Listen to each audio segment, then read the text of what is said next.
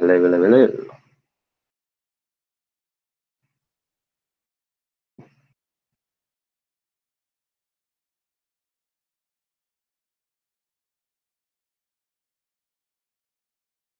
Hello, Fintime. They're all coming back eventually.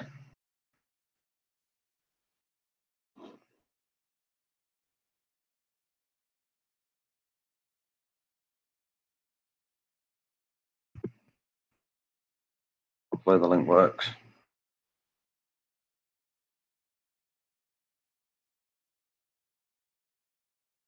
Just see if these are still here.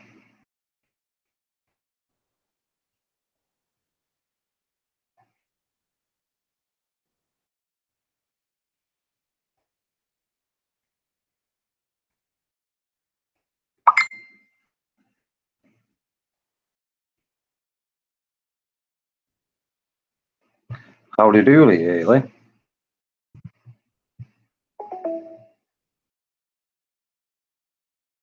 Grass is dead and the fire, the thing is short. I can't find.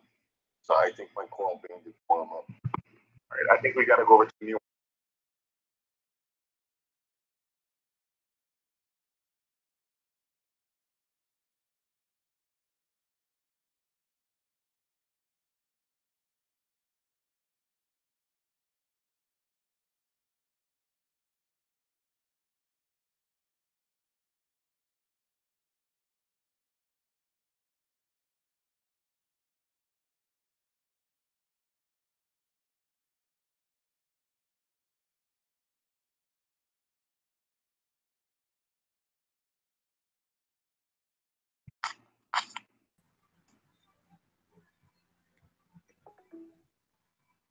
What up, everybody? Everybody. Right. So I've got to go back to my emails now and send Asa a link. The only way I can do it with this, I've got to physically go to my email and send it. Really? Yeah. Every time. Watch live now, Reef Community Worldwide, Saturday night live stream. Fin time, what up? Howdy Woody, howdy Doody, hello Haley. Joe's Coral Reef, what up? Reef Keeper, what up? PJ Goblin, what up? Scuba Steve, hey, what's up?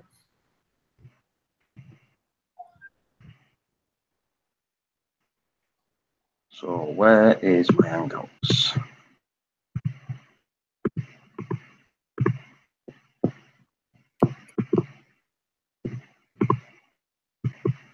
In John's Beach. There you go. So Asa's got it now.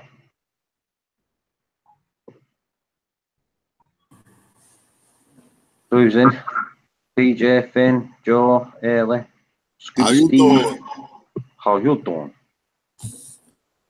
Is that Steve? Oh, I thought it was Okay, Steve. now, can't do Oklahoma State laws. That's one thing.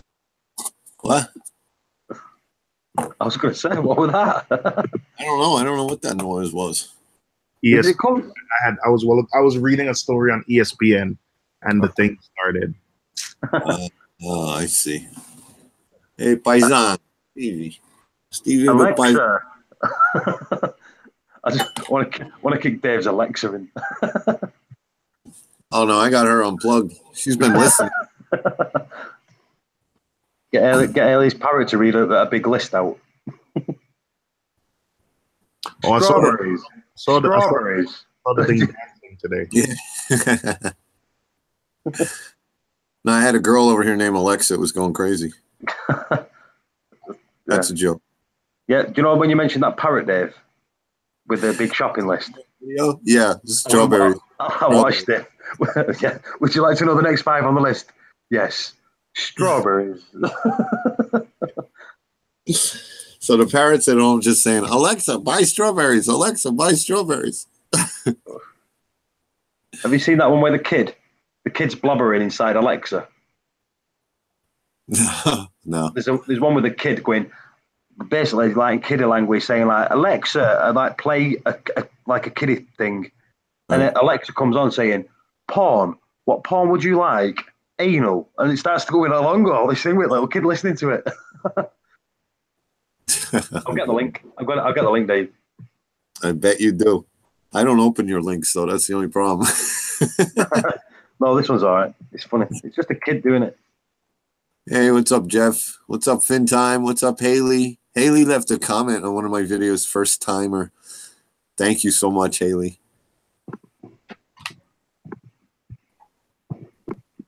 You got Phil, PJ Goblin, Joe Squirrel. Hello. Hello. Right, Dave. Have a look at that link. It's a YouTube link, so you know it's not nothing bad. But that's one of them Alexa. It's funny. Oh, with the yeah. I guess they get smarter as time goes, because when I plug her in, I ask her a question. She's like, "Oh, I don't know that one." It's like, really? Yuri knows that one. Yeah, everyone watch that link I've just put on there. What Alexa does with kids blabbering into it. It's funny. Yeah, my son got one as a gift, and he says, "I'll never use it," so he gave it to my mother-in-law. So I got to hook it for her.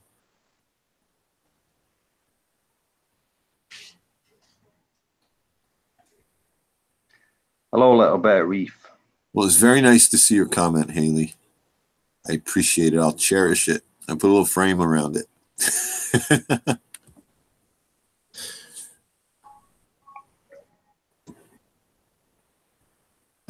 Yeah. Have you seen that video of Haley's bird dancing? Yeah, that's great. She said she named her Lola. And then she said why.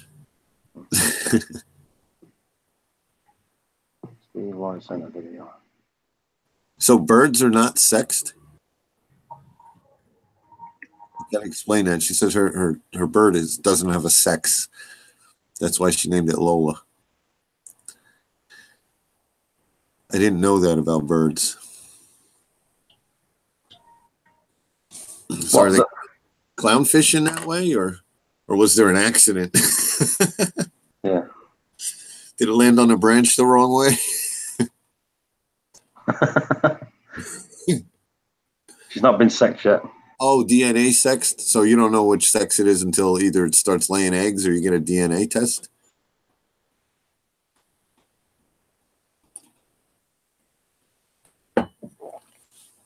Oh God, no, not Fin Time. No, not Barry Manilow.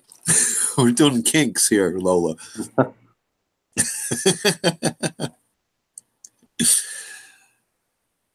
I met her in a club down in Old Soho.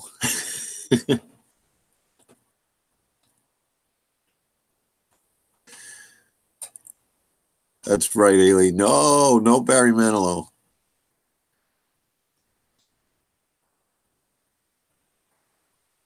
Real music.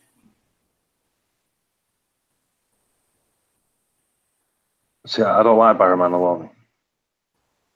I like Mandy. That's it. That's Boomtown Rats. Oh, I don't like Monday. I don't like Monday. I like Father Christmas. It's a good Kinks song. Proper Christmas song by the Kinks. Haley, the Kinks' real music. Dave, Steve, have you got something with plums? Because you've said that's plums a few times tonight. Open guy. Like Christmas at Ground Zero. It's an Adam's apple joke.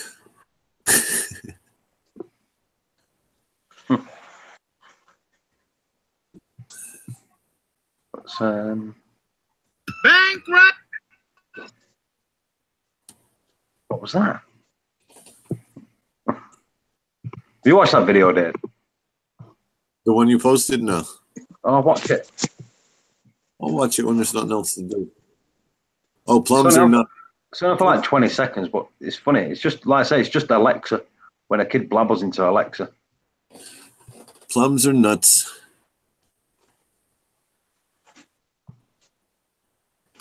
Haley's had a vodka. I guess your nuts could be plums if you don't use them. That's what color they turn, right? Yeah. And on to the next subject. Steve, why are you not jumping in the chat? In the hangouts? Did last week. Scuba Steve. Jump in, Steve, and say, how you doing? Haley, you're sober? That's another thing. You wouldn't be in and you wouldn't be sober if I was over there. Just saying. We'd be out, we'd be blasted.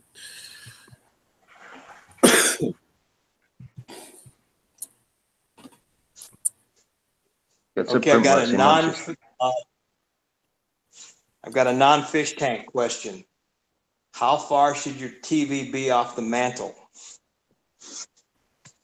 Depends how high you want your neck to stretch up and down. I don't want. I just wonder what'll make it look good. I lowered the mantle, and so that I wouldn't stretch my neck too much. But that box is the height of the TV, and I've got this. Boy, let's see if that helps. I've got that little roll of filament there below it. I'm thinking whatever that height is will work. That's about right. Like being in the front row at the movie theater. What's that? Like being in the front row at the movie theater, you have to look up. How big's the TV, sir? What's that? How big's the TV? 65. That's the biggest that would fit between the two walls. So it's going to fit right there. So, you know, you notice that the mantle is a little squatty because when they first installed it, I yanked it off and lowered it so I wouldn't be looking, you know, having a crook neck.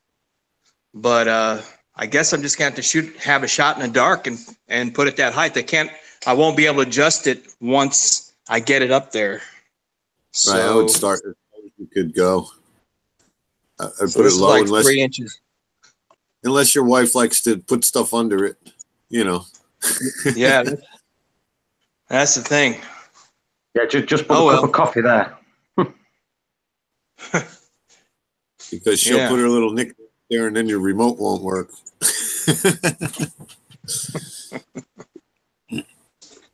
Okay, back to the fish stories.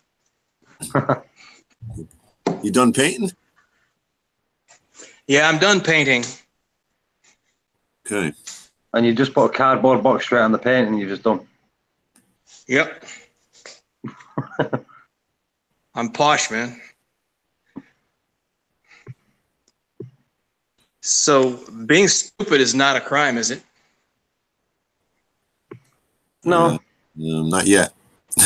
Okay. It should be, but it's not. My dog's at the side of me, snoring their head off. That's why I say take the warning labels off of everything and get rid of all the stupid people. I think I'd be dead pretty quick. Oh, Seymour, Woody's here. Woody, you missed it the other day. We were talking about airlines and all that, and like flights. And Seymour said, "Why don't you just ask Woody to fly you over?" Yep. So Woody asked the other day who wants to borrow the jet. He's going to bring all you guys over to the barbecue at Tidal Gardens. Yeah. Yeah, if I had a jet, I could afford to take that TV and put it behind the fish tank. Right. Is that a working fireplace, Ace? And do you? Yeah, it's a gas one, but yes. Yeah, that's going to take its toll on the TV, the heat. Eventually. Yeah, it took its toll. It took its toll on the last one. It made like a little dark ridge on it. Right. So that's one of the concerns we have. My wife wanted to buy an extending bracket so that when it was on, I could bring it out and make the heat go behind it. How you guys doing today? Who's that? Good. Who's that? Hey, Howie. Who you? Howie. Howie. This is Howie. Is that Woody? Howie. Oh, sorry. Okay. Hey, Howie. One of Rico's neighbors. Yeah. You just got. Hey man, I just got my new tank. Woo-hoo-hoo-hoo! Well, turn your camera on. Let's take a look. That's not bad. Woody said we can borrow his jet. Or we can keep looking at the wall. I'm working on it. I just got this computer set up for this.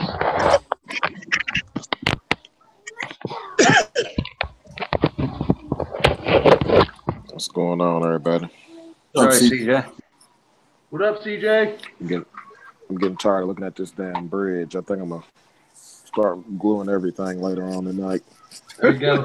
Or tomorrow. All right, you ready? I don't know if you can see it. I gotta get some light on the situation. Yep, definitely getting some light. Present him, Paul, because I can't. There's I'm no showing. What's going on?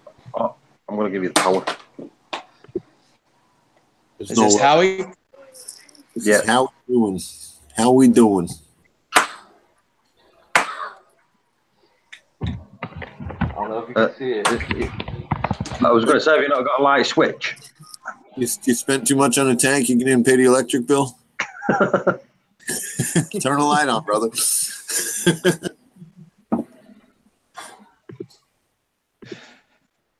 Really not showing up there, bud.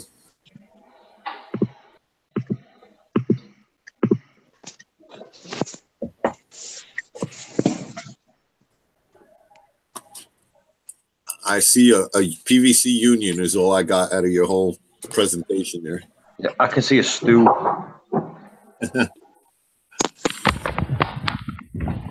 Oh yeah, the wood stool. I got messed with my camera for a minute. Hold on. Big time. Have you not got a big light?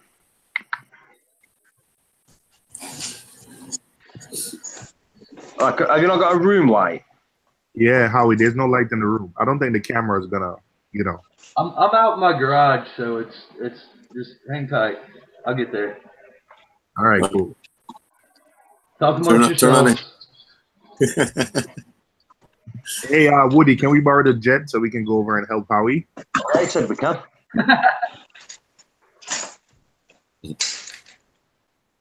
Is he a burglar? Yeah, I've got a new tank. I've not took it home yet, but shh. Dave didn't pay the electric bill.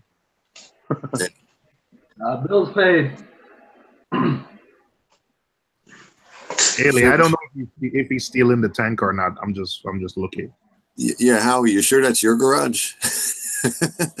It's just nipped to the LFS.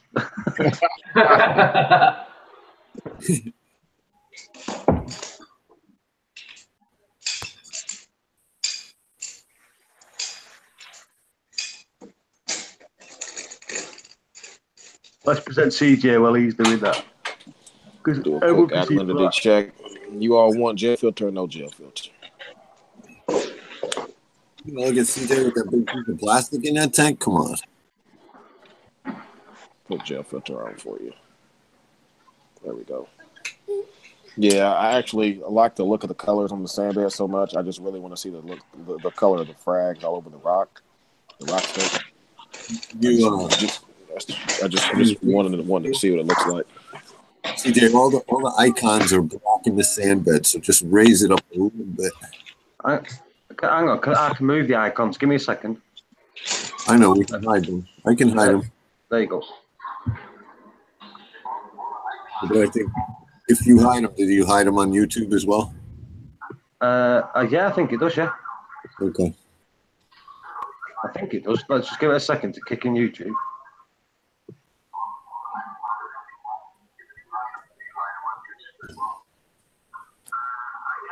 Someone's got YouTube playing in the background there.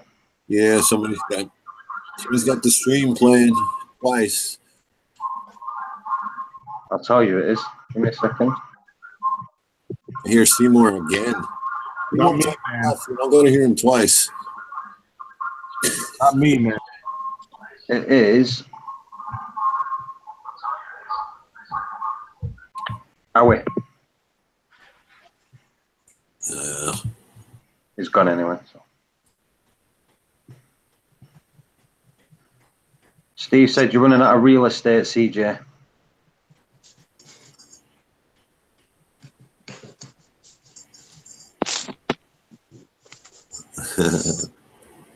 Yeah, it's not. You're not in here. Why don't you come show us the bird? I don't mean a middle finger. That would be classic if she just came on and gave us all the bird and left.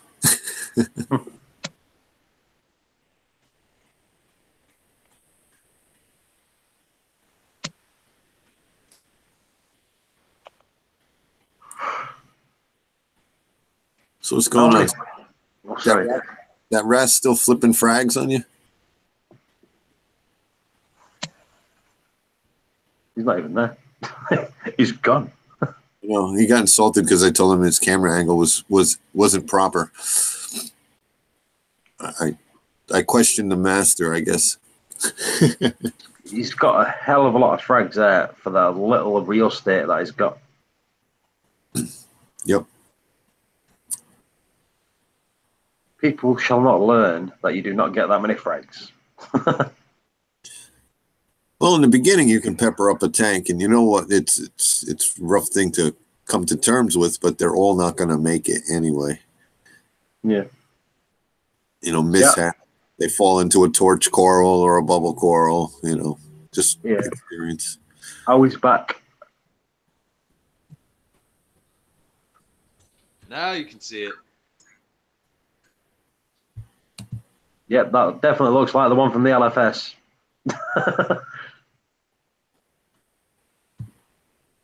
How big is it? That's 125. And then I got these two. That's a little 75. Down below it is I think it's a 40-gallon sump. It's very low profile. It is. It's very low. I was thinking about, I don't know, maybe a frag or something. That would be a great frag. All this junk too. There's skimmers. There's pumps. I mean, I stole this stuff. You buy somebody out? What happened?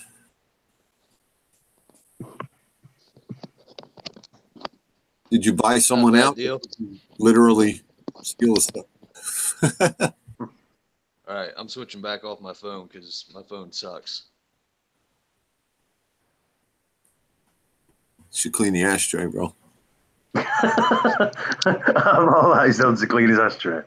Time to clean your butt.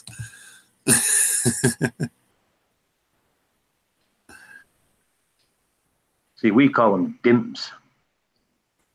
Yeah, well, you guys are screwed up. What can I say? I can't say that because we invented the language, so it's all good.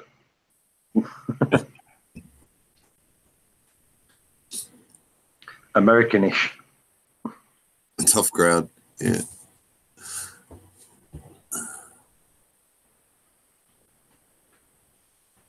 Got a keyboard though.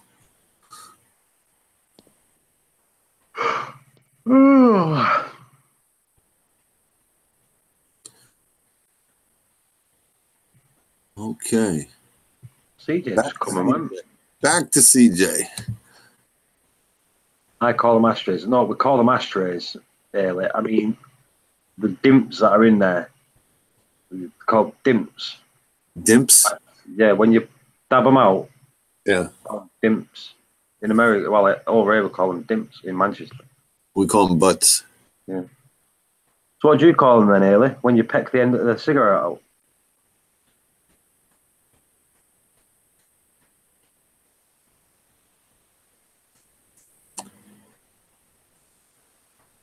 Fag ends or butts? Frag ends or butts? Not plugs? It's Saturday night. We got to talk about plugs, Haley. Here we go. Hey, Dave, look. So I'll share my screen here. If I put that in, look, cigarette dimps. So that's what comes up. Cigarette dims. End of the cigarette or spliff has been dimped or pecked out. Yeah. There you go. I wasn't doubting you. No, I think Haley was.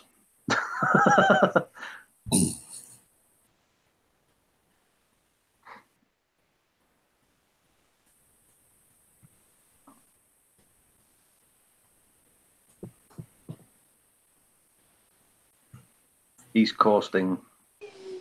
All right, I'm back. I had to step away for a second. Yeah. Just did an alkalinity check. Still at 9.2, so pretty solid. Oh, you're hanging at 9.2? Yeah, it's been hanging at 9.2 the last few days. I've been seesawing a little bit. I've been tapping the calcium reactor. I've been chasing out for the last few days, honestly. Is your RAS still flipping frags? Yep. These are all flipped on the front right here. But he only messes with the ones. What's that? Can you raise it up a little bit? The icons are all blocking your sand bed. I'm missing some of your Right there. Oh, that's perfect. Yeah, but these right here are all flipped over. These mushrooms that flipped over. There's a 5-year frag on the other side that's flipped over. This frog spine was flipped over as well, but he hasn't flipped over anything else. So if that's all he can flip, then I'm okay with that because I can glue those down somewhere. Yeah, my lightning does that too. He wants to see what's under him. Yeah. But dude's pretty big, but he's out in the open swimming around now. So. That's cool. No lid on the tank. I took my lid off. So if he decides to go for a jump, then so be it. Looks good, CJ. Thanks, man. What's right next to the Lobo there? I didn't see that piece. Is that something you got yesterday? This one? Yeah. Yeah, that's another Lobo. That's a light color, like tealish, blue, turquoise Lobo. Okay. The sucker looks good. It's a good contrast. It's the only color in this tank like that, too. So That looks like a Trachyphilia, not a Lobo. yeah, it's a Lobo. Oh, I'm not saying it's not. I'm saying it looks like one. Because, in fact, looks like the colors of it. Yeah, like the one. The one I've got, that bigger than mine. Looks like that. It looks like the top of a muffin. Right, it does. And you know what? I was trying to figure out where I was going to place it at. I'm still unsure. It's just sitting there right now. But I think I'm going to put it somewhere on the left side of the tank, I think. Because I got that red Euphilia, whatever this is. This red, whatever this is, that kind of matches the same red as the orange Lobo. I'm going to keep that on the left side to help balance out the tank. It's all about balancing the colors, man. Right. Does that color up the same way under the blues? Yes, it does. That's cool. It actually does. It goes pound for pound with the bright Lobo on the right. So nice. Yeah. How's your clam doing? Doing good. Looks like his mantle's out a little bit more. Yep. He's still very, very responsive. He just sucked in and opened back up. I just watched the fish swim over. I just seen it, didn't you? Yeah, the fish swam over him and he sucked in and opened up. So he's happier. Mantle's definitely out more than it's ever been. We'll drop some pellets in there. But yeah, I really want to get these frags on the rock, man, so I can just get the skittle all over my tank look I've been waiting to do forever. You might need another 120, brother. Yeah. I think I overdid it on frags. The more I look at them, the more I look at how I want to space them out at least 3 inches, the more I'm going to have a problem fitting them all in this tank. Yep, like, seriously. We've just been saying that. Yeah, I have been saying that. You just realized that you're pretty late. So, you know what I think I'm gonna do is get my choice pieces that I want to put on the thing, and then all the extra stuff I'm just gonna put in places that I normally wouldn't, like low in the tank, to see if they'll grow. I think a couple of nice thin-lined, streamlined frag racks on both sides would be. Yeah, I can actually get a nice frag rack behind this scape on the, you know what I'm saying, like right beside the weir, directly behind the scape. You would never know what was back there. Honestly, I have a low profile one. I mean, it's a little bit on the expensive side, like $20-something. Yeah. Yeah. You can't see it. 15, 20 frags. Yeah. I think that's what I'm on. You think about Sabella's tank. He's got those 2 frag racks in the back that you really don't even see. But yeah, see, I don't even want it to where you can really, you can't see it. No, I want it to where you can't see it at all. Like the only way you can see it is if you walked around the left side of the tank to look for it type of situation. But I don't want it to be visible from the front at all. Gotcha. But what I'm gonna do is I'm gonna put one of these Ocean Revives down in my sump and make a frag rack down there and let the Revives over it with just all blues. And keep that in my sump. I think that's what I'm gonna do because I'm gonna have extra lights anyways. So I'll just sell one of them and keep one as my frag light. Yeah, I bought that one from Geo. It's working good. Yeah, they work good, man. I think I'll just sell one for $100. Keep the other one. And the bracket was a little screwed up, and it was kind of dirty, but I tore it all apart and kind of cleaned it. Yeah, it's always a good idea. Get the can there, blow it out real good. My fans have put like really sticky on them. I don't know, grease or something. I just grease. What you saying? He had the blue magic on his fans.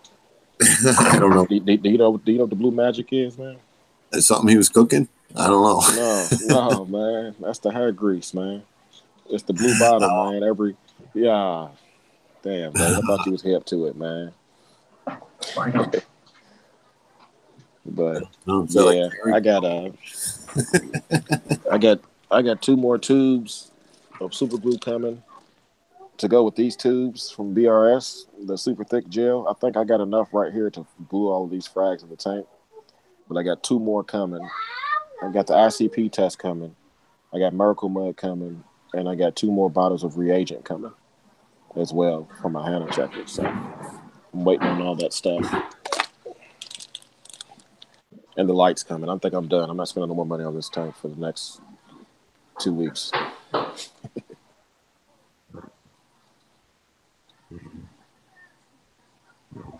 It's looking good. It's gonna be tough. You're gonna have to pick through all those frags and see who goes where. Yeah, that's gonna be an interesting part. But I got a lot of real estate on this right scape, like on the back right side of it. I got a lot of real estate back there. I can fit at least 4 or 5 frags. The majority of them are going to be on this scape here. I'm probably going to have to put frags all the way up the tip of the mountain, all the way down to about this level here, branching outwards.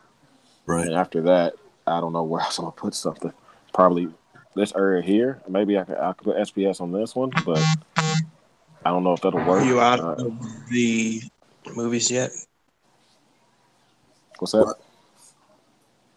Who are you talking to? Oh, sorry. I didn't know that you could hear me. Oh, okay, Asa. No, I've got a lot of real estate on the back of my rocks that I can see from the side view, and I just need to. Yeah. The problem is when I'm reaching in to place them, I can't really see where they're going. I have to place them, get out, look down the side of the tank, and say, "Oh, that was wrong." Yeah. I'm kind of be in the same boat. When I put some on the backside of that rock, it's like I won't see them until they grow up tall enough to peek their head over the cliff. You know what I'm saying? Right. But I need a spotter just when I'm gluing them because I can't see back there while I'm doing it. It's all right, man. Good problems to have, man. It's a good time for the hobby. Yep. Definitely, man. Hey, do them Max specs have a wave mode on them? Yeah. Yeah. Yeah, I'm running the wave mode right now. 60%, 60% wave. Let me give you a look. Here goes that Lobo right there. That's the new one. Yeah, it looks different color now it's close up. Well, the gel filter really makes it look different than it does underneath the blues too, though. But it's definitely different than that one, and that's why I got it, because it's a totally different color than that one. There goes the orange Lobo everybody loves. And here goes a piece of like Euphilia that's more of like a pinkish red, but it's just as bright. I don't know what it is. It's not a Lobo, I don't think. How much were the Lobos? CJ. Which one? How much did they cost? Oh, this one? This one was 80. Both of them. And then the other one? This one was 100, and it's smaller. What's the base of that like? What about the green one? It's the base of it is can you see? It's inflated all the way around the frag. It got a hard base on it, like a bony base on it. Yeah, is it pointy or has it been cut? Has it been cut? Yeah, has it been cut or is it pointy? It's cut flat, stuck to a plug. Yeah, that's a low boat. If it's pointy, it's a Trachyphilia. Oh, yeah, it's definitely some kind of lobo then. But it doesn't look like the other ones. Green one? This one? The green lobo. The green one next to the other orange lobo. Oh, this one was 60. Nice and fuzzy. Yeah. Blues and purple. Look, that's the difference, though. That's the difference, Asa. This one was from Indiana at the LFS that has the super cheap prices. This one was for Sandy's. Yeah, this one was from Aquatica. He costs more than everybody, but he's smaller than everybody. So that's kind of the price differences between the LFSs. My LFS is real expensive, so I'm going to have to go someplace. No, ain't no cups there. But, yeah. But everybody's still doing okay. Haven't noticed any more bleaching besides the two guys that bleached out. That one's looking a little lighter, but it looks like he's okay. The freebie frags are still doing okay. So it's just time to get these guys off the plug and let them do their thing.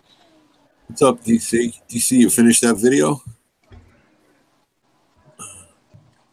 I'm putting the pressure on DC. He don't like it.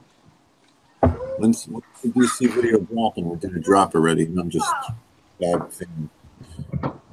Yeah, I think that one's bleaching out on me too. I think that's number 3 right there. So 1, 2, 3. I think that's number 3.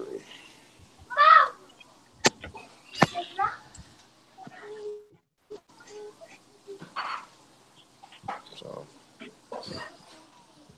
it's coming out tomorrow. Dropping it tomorrow. Dropping it with the Super Bowl, DC. Well, yeah, Clam. Let's see if it's shut up. Must be Clam's mantle is open way more today than it's ever been. So I guess it's on the away from the tank, CJ. I wonder how much more it's going to open. Back up a little bit, CJ. We're losing you.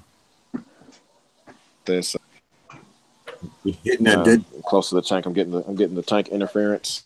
Yeah, you went robo. Am I back now?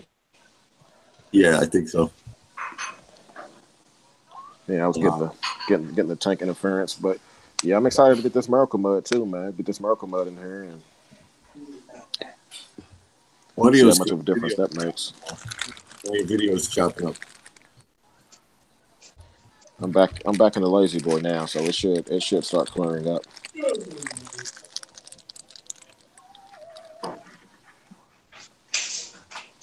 Oh.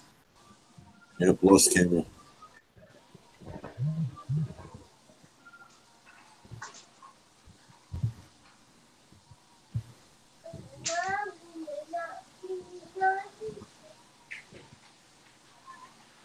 Hey CJ, I was just thinking something. I'm in like Reef Dudes got me involved in this thing called Ecotech Experts, where you join. It's like a thing that Ecotech has where you answer questions. Like you do some little answer questions, some challenges, and you earn points. But one of the things they give is you can earn like Ecotech stuff, and I haven't done it that much, and I earned enough points where I can get like a free mount for your Radions. And when Reef Dudes got, when he had those diffuser kits, that's where he got them from that site. So the website is experts.ecotechmarine.com. Yeah, if you want to send me if you want to send it, if you can send it to me, I'll take a look at it because I'm really debating on mounting these lights with those mounts, but I don't know if it works on Euro brace. I don't think it works on Euro brace tanks. Put the link in the chat, Seymour. Yeah, it doesn't. I really don't think I can does. use them with Eurobrace. So if I can't use them with Eurobrace, that sucks, man. Yeah, I don't like, think really it does. sucks. You don't want them too close anyway with all that wave action. You get them lights wet. Well, I mean that brace that mount puts them at 8 inches, 9 inches, right? CJ, So, it doesn't. I'm telling you right now, it doesn't work on Eurobrace. I'm telling you, it doesn't. So yeah. So I'm gonna have to go with a hanging from the ceiling or canopy solution.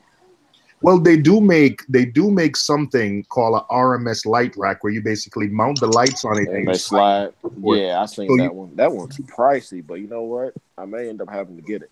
Yeah, but you could do that and then mount it to the canopy. So that way, Yep. you get 4 lights. You could always slide them to high and low zone areas. Mm-hmm. So I think that's the direction you'll have to go, and then just mount it to your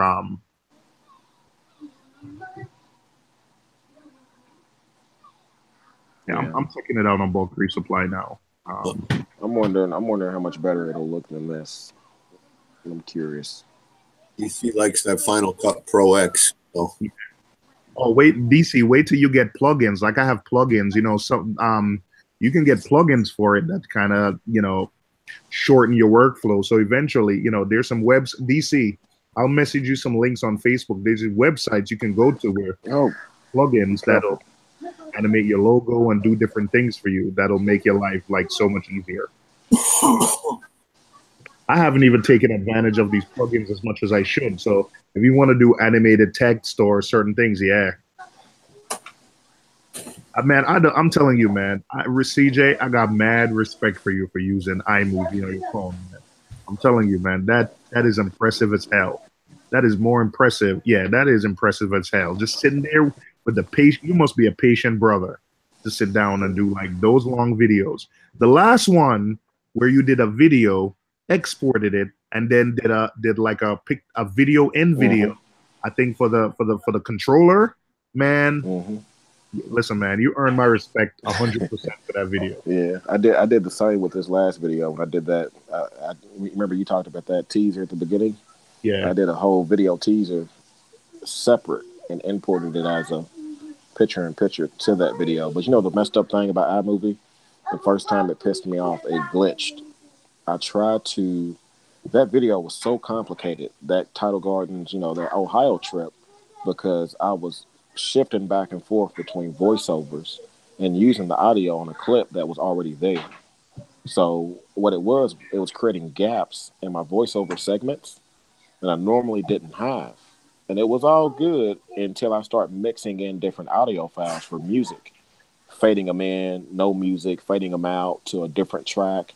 And when I did that, it completely jumbled my entire movie, man. I was all the way done just adding music at the end, and it threw all of my segments off. It reset them all to default, and it threw all of my voiceover segments on top of each other. So I had to go through and reorganize the entire video, man. That was aggravating. It took me another 4.5 hours to fix it. My friend works for Apple. And I sent him your video. I sent him the last video, and he cannot believe. Like, he's seriously thinking. He says the next time he talks to someone at corporate, he's going to forward your video. But he cannot believe that you do that on an iPhone. He said that's the type of stuff that they probably feature and stuff. So I forwarded him your name. I gave him your email. Cool. Yeah, I figured he wouldn't mind if you can email it. But they can't believe that you actually do that stuff with your phone. Well, somebody was here on the chat the other day asking for like editing on a phone, and then when we told him, like the guy couldn't believe when I told the guy, like, yeah, he does everything on the phone. Like he said, what is he doing? Does he record on the phone? I said, everything is on the phone. Everything. He can't believe it. Yeah. It's crazy, man. The only thing I do have to admit I use a computer for is uploading to YouTube sometimes. Whenever it's a huge file, I'll export the movie, the finished movie. I'll just copy it to my computer and then upload it to YouTube. But that's only because my computer at work is strapped to a rocket, and it makes uploading stuff so much faster. But Yeah. But that's cool, man. That's cool stuff, man. Hell, if it gets it out there, that works, man. But Tyler. I showed DC. I showed DC a lot of the stuff I do. I still don't think he's gonna have the patience to do it though. But I did show him. Let's see.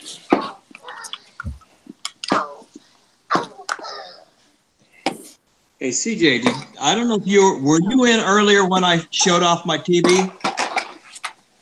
No, I wasn't. But I'm gonna mute my mic for a second. I'm listening. I gotta mute my mic. I gotta change his. I gotta change this guy. Can you see my? Wait a minute. Can you see it right now? Yeah, I see it. I'm gonna put that behind the TV. I mean, behind the fish tank. Wait. You mean on top of? Oh yeah. So you can put it behind as a backdrop that you can put whatever you want on the TV. That's right. It's gonna be pretty cool. You're gonna put like a moving ocean movie behind it. Wait, you gonna play Finding Nemo? A Reef video behind it. Put Finding Nemo on a loop? Nah, man, I'm lying. I just thought I'd troll you a little bit. Oh damn! Asa, let me I check. never expected Asa to do me like that. I don't have that kind of money. Bill, that's a new thing. We're gonna call everything Asa money. It's not quite Woody money, but it's Asa money. Yeah, Asa got that long. Yeah, Woody is private jet money related to the Queen money. Asa is just a level below that. Come on, CJ. Come here, don't run. Come here. Do not run from me. Asa, that was a good one. And he did it with a straight face too. Oh yeah. Asa, I don't trust you no more, man. You just damaged our relationship. What's up, guys? All right. My link work for you? Yeah, yours did. Steve's didn't work. Steve's was going to an empty chat. Yeah, it's all right. Since Steve changed his name, he's been messing up. It's all good though. Hey Steve, you copy my link before I take it down? Yo, CJ. Where's CJ at? Yeah, I'm here, but I gotta keep the mic muted for a second. I don't want y'all hearing him try to fight back. All right. Yo, listen. How high is your emergency drain, man? Because my thing is making a lot of freaking noise.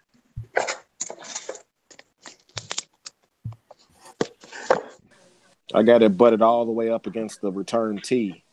It's literally right smack up against it as high as it can go. Oh, so you were by the teeth? I'm over the teeth. I'm like halfway up the teeth. I'm talking about your main drain. My main drain is my main drain's down. My emergency drain is the one that is up by the teeth. Your main drain doesn't really make a difference. It's your emergency drain. That's the one that allows you to tune it to be quiet.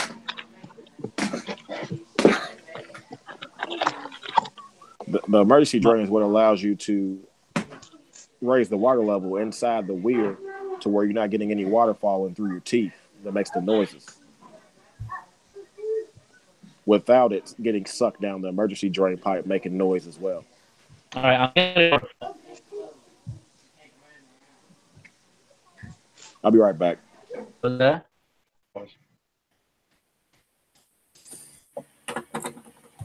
Yeah, so I don't know. Like I was telling CJ, I filled up the tank, but I'm getting a lot of the water is going over the overflow, and it's making like a waterfall sound. Oh, splashing into the rear box? Yeah. And I'm not sure how to silence that thing. It's driving me nuts.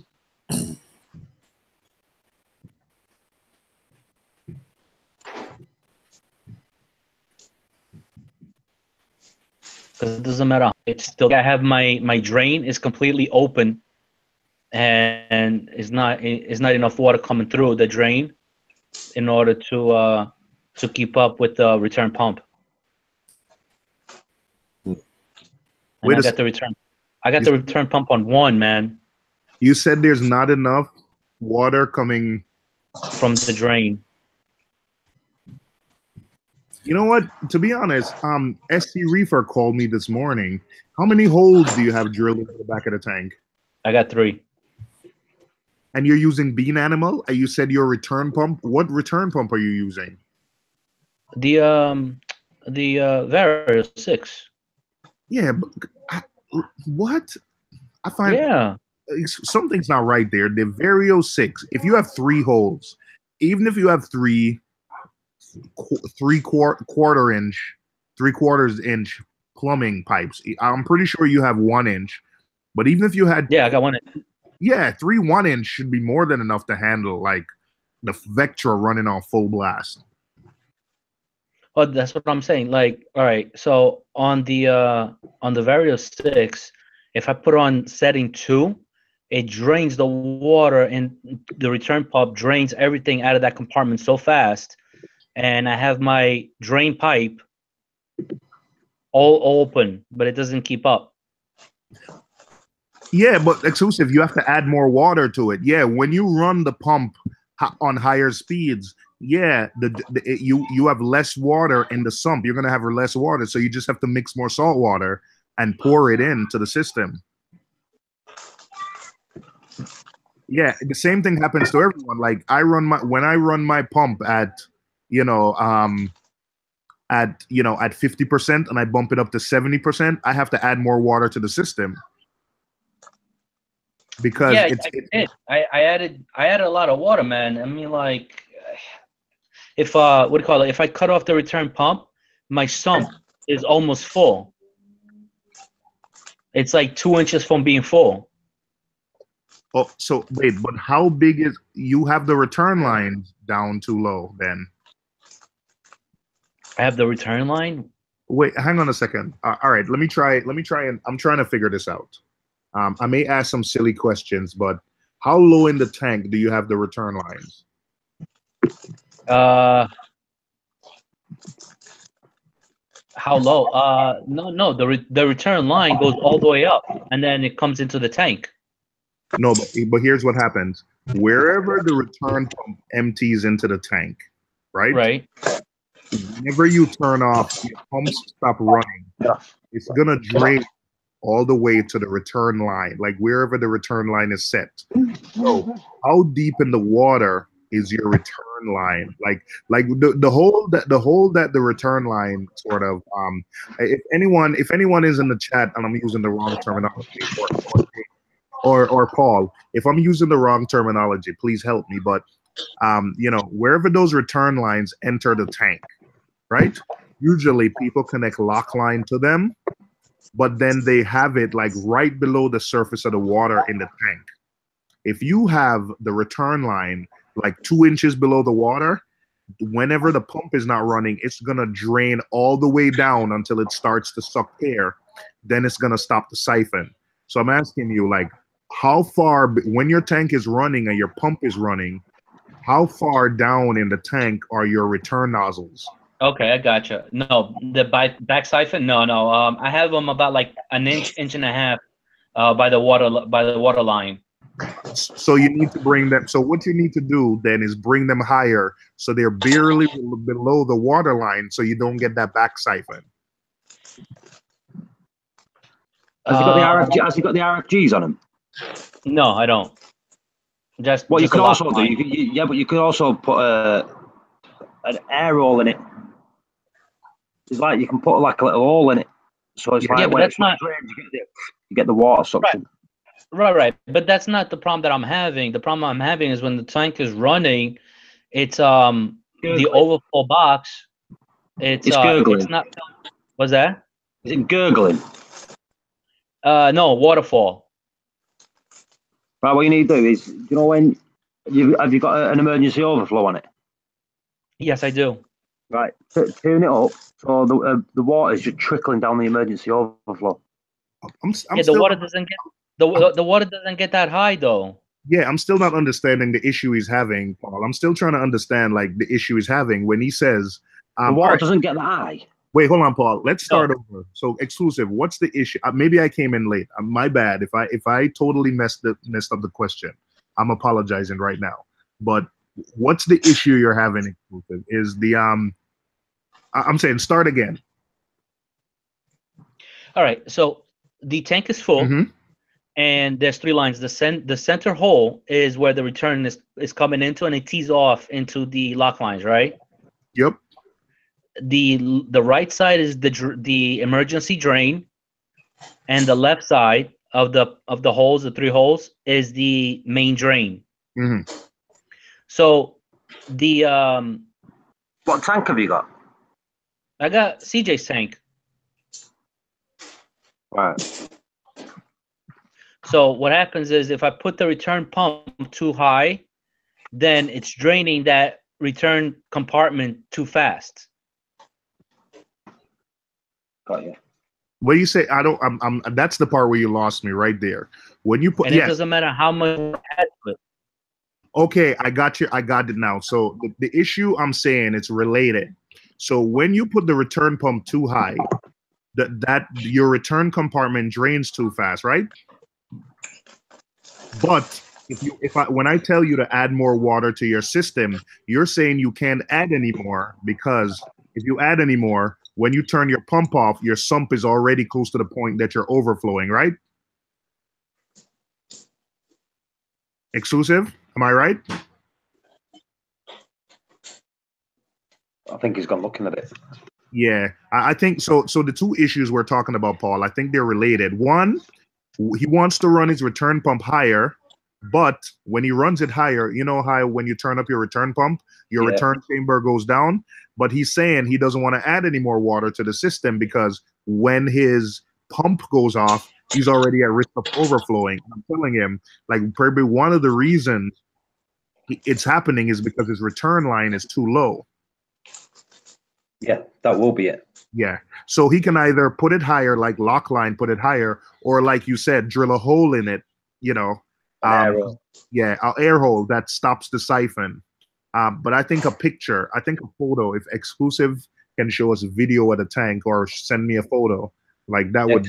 When I touch the RFG, I realized that the back siphon is a lot more. Yep. So when I go away, I'm going to lift them up me just in case it cuts off while I'm not here.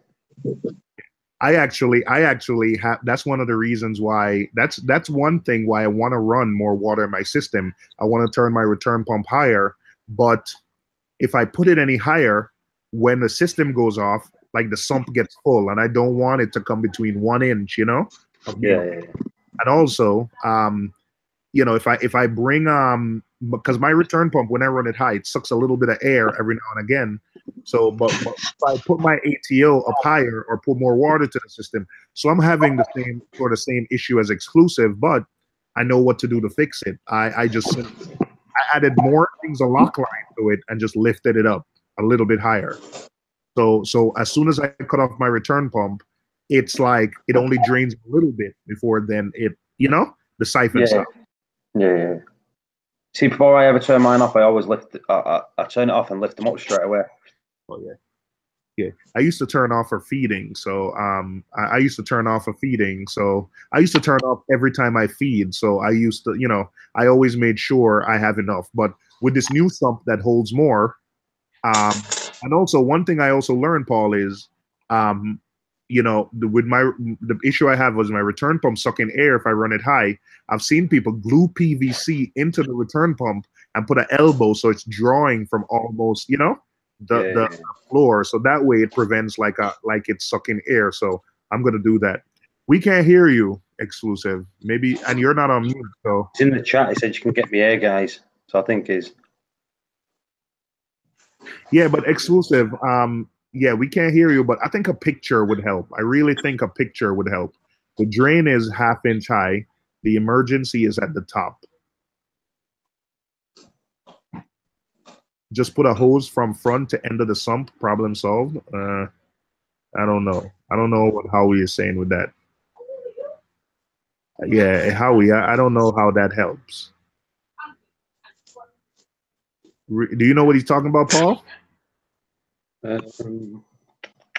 Just put a hose from front end of sump. Problem solved. Can you hear me now? Yeah. All right, perfect. All right, yeah. So that's the problem. The problem is that I'm not sure how to raise the water to that point where it's barely trickling down the emergency drain. The water doesn't get that high in the overflow. You have to close the valve. Yeah. Yeah. That's the problem though. The problem is that if I close and you're talking about the drain valve, right? Yeah, the drain valve. Close the drain valve, and the water starts to fill up. Yeah, that's the problem. The problem is that like if I close the drain line, then my return just dumps everything into the tank real fast. No. We don't say close. You have a valve on it that you slowly turn it until you get a full siphon. Right. I get that. But the problem is that any little tweak that I do to it, and when I'm talking about a little tweak, I'm talking about like just like a hair. Once I turn it, then you see my emergency drain just starts going all the way down. I mean, the return pump just starts draining everything all the way real fast. What kind of valve do you have on it? Do you have a gate valve or it's a ball valves? That's probably why you're having trouble tuning it, because a gate valve allows you to make really it's going to be hard if you don't know what you're doing. It's hard to tune a gate valve. Like you might think you're making like really small, adjustments with a gate valve, but with a ball valve. But with a gate valve, you can absolutely make minor adjustments and tune it. Like I'll go in and turn it a millimeter. For instance, I'm going to replace my sump on Monday, and I'm going to start by having the drain wide open. And what I'm going to do is I'm going to make millimeter turns and then wait 5 minutes until I have it perfectly dialed in. Like I'm talking millimeter turns. But when you have a ball valve, that's very hard to do. Very, very hard to do with a ball valve. You might think, I think what you might go in there exclusive and think you're making like a small turn with a ball valve, but it's actually a big adjustment you're making. While with a ball valve, with a gate valve, if you're making a millimeter turn, then a millimeter turn is like a millimeter turn. Right. I think what I'm gonna do is I'm gonna start closing the drain pipe. And what's going to happen is I think this makes sense. Close the drain pipe and let the water go up to the point where I want it in the overflow, right?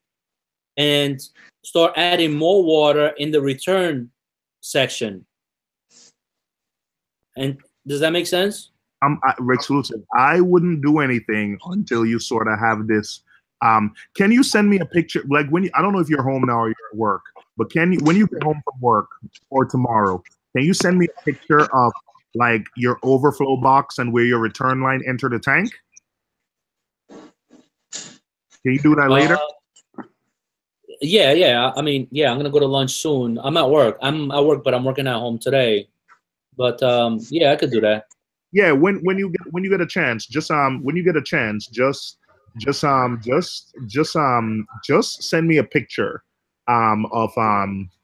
just send me a picture of like the overflow box inside of it, and send me where your return drain enter the tank. And I think send me a picture and I'll share it with everyone. All right.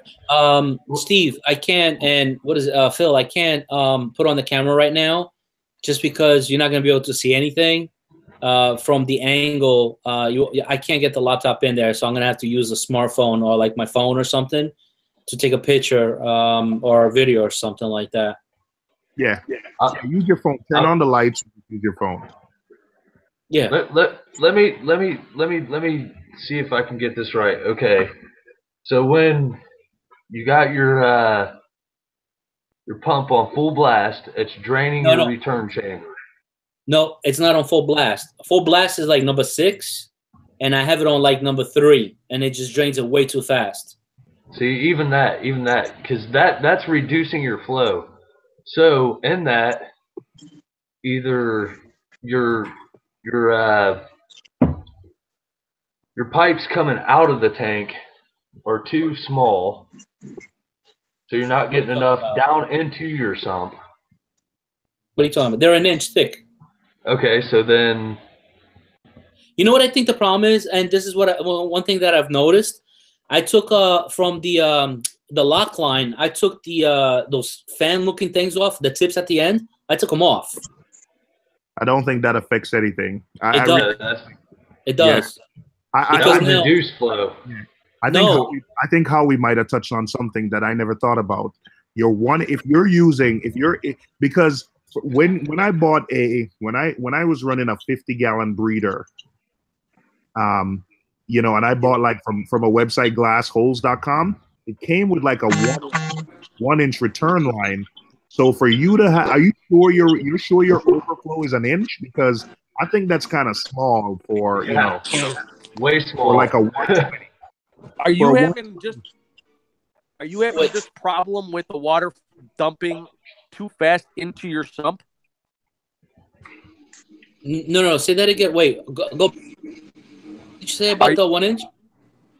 I think, let me just, I think the issue you're having exclusive, I think you're having two issues. I think, you know, you want to run higher flow through your display. Like you want to have more turnover. But if he turns up his return pump anymore, you know, his output can't keep it. No. His return chamber is going to go down, right? Yeah, exactly. And he needs to add more salt water to the system to keep up, right? Yes. But he doesn't want to add any more salt water to the system because the way it is now, the way he has it right now, if he turns off his pump, he's at like almost at the risk of overflowing his sump, right? Yep. So I think the problem is twofold. I think he wants to get more flow, but also I think his return lines are too low in the tank where he's just having too much siphon back into the sump when the power goes out. Right. So, yeah. So that's why I want him to send me a picture because, you know, I think adjusting the drain is like secondary. That's why, you know, I want him to, because he has a 120-gallon tank like CJ, but if your return line is as an inch or 2 inches below the water line, that's a lot of, that's 4 foot, 2 inches worth of water you're draining into the sump. That's a lot of water. It's 5 gallons an inch. Every inch is 5 gallons in 120. Yeah, I have 100. I have the 100-gallon. So it's roughly it's still 5 gallons because it's 24 by 24. It's 48 by 24 inches. You see, here's one thing. The only difference between 100 and 120 is the height. The height doesn't matter in this equation. It's the width and the length. It's still 5 gallons. CJ, you raised your emergency drain though, didn't you? Yeah, my standpipe is longer. I have a tall forget about the standpipe. Yeah, no, forget about the standpipe. Forget about that. But I'm talking about your your main drain. The main drain, right? Is probably like 8 inches. From the where? One that Steve sent you. Your main drain. The standpipe for the main drain for the full siphon. No. Yeah, for the full siphon. Yeah. It's I'm not sure. I didn't use the pipe he sent me. I cut it to my own length. I cut it to my own but you made it bigger. You made it taller. Yeah, I made it a little taller, but really, that still doesn't matter because I'm dictating the height inside my overflow box by closing the siphoning off. So it's not even. But why do you want to run water so fast through the sump, though? Me? No, in my case.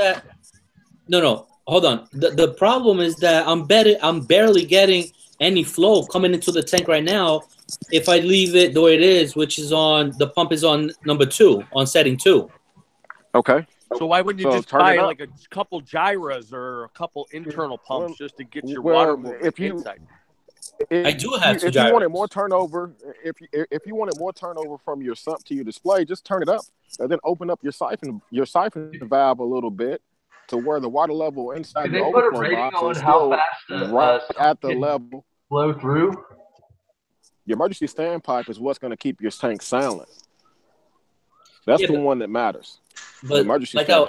But CJ, what I was explaining to was that my water is inside the overflow. I can't even touch it. It's so far down. I can't even touch it, bro. How tall is your emergency standpipe? The standard. It goes up to the T, to the top of the T. Okay, so it's going to the top of the T. The only reason your water is so low is because your main siphon is sucking up water too fast. So you either gonna have to close that ball valve off more and let the water level raise it'll keep siphoning and keeping up with your pump at 2, or turn up your pump to 3, 4, 5, 6, 7, whatever you want to turn it up to, and then readjust your siphon. But basically, you want to adjust your siphon. You want to pinch it off enough to where the water level inside the weir raises up, or just skimming the surface of your tank, so it's silent, but you're still getting that maximum flow. So I mean, it just sounds like your tuning of your full siphon is off. It's open too much. Yeah, I gotta mess around with it, man. Yeah, if you close your siphon off some, it'll do it. Basically, let me tell you the best way to do it. This is the best way to do it as far as tuning it. Yeah, go ahead and close your full siphon all the way off. Like completely close that pipe. Which one? And when you completely close off your full siphon, go ahead and close it off all the way. All right. If you do that now, close it off. It'll start drilling it over when you return tank section. Let it run like that before it goes down.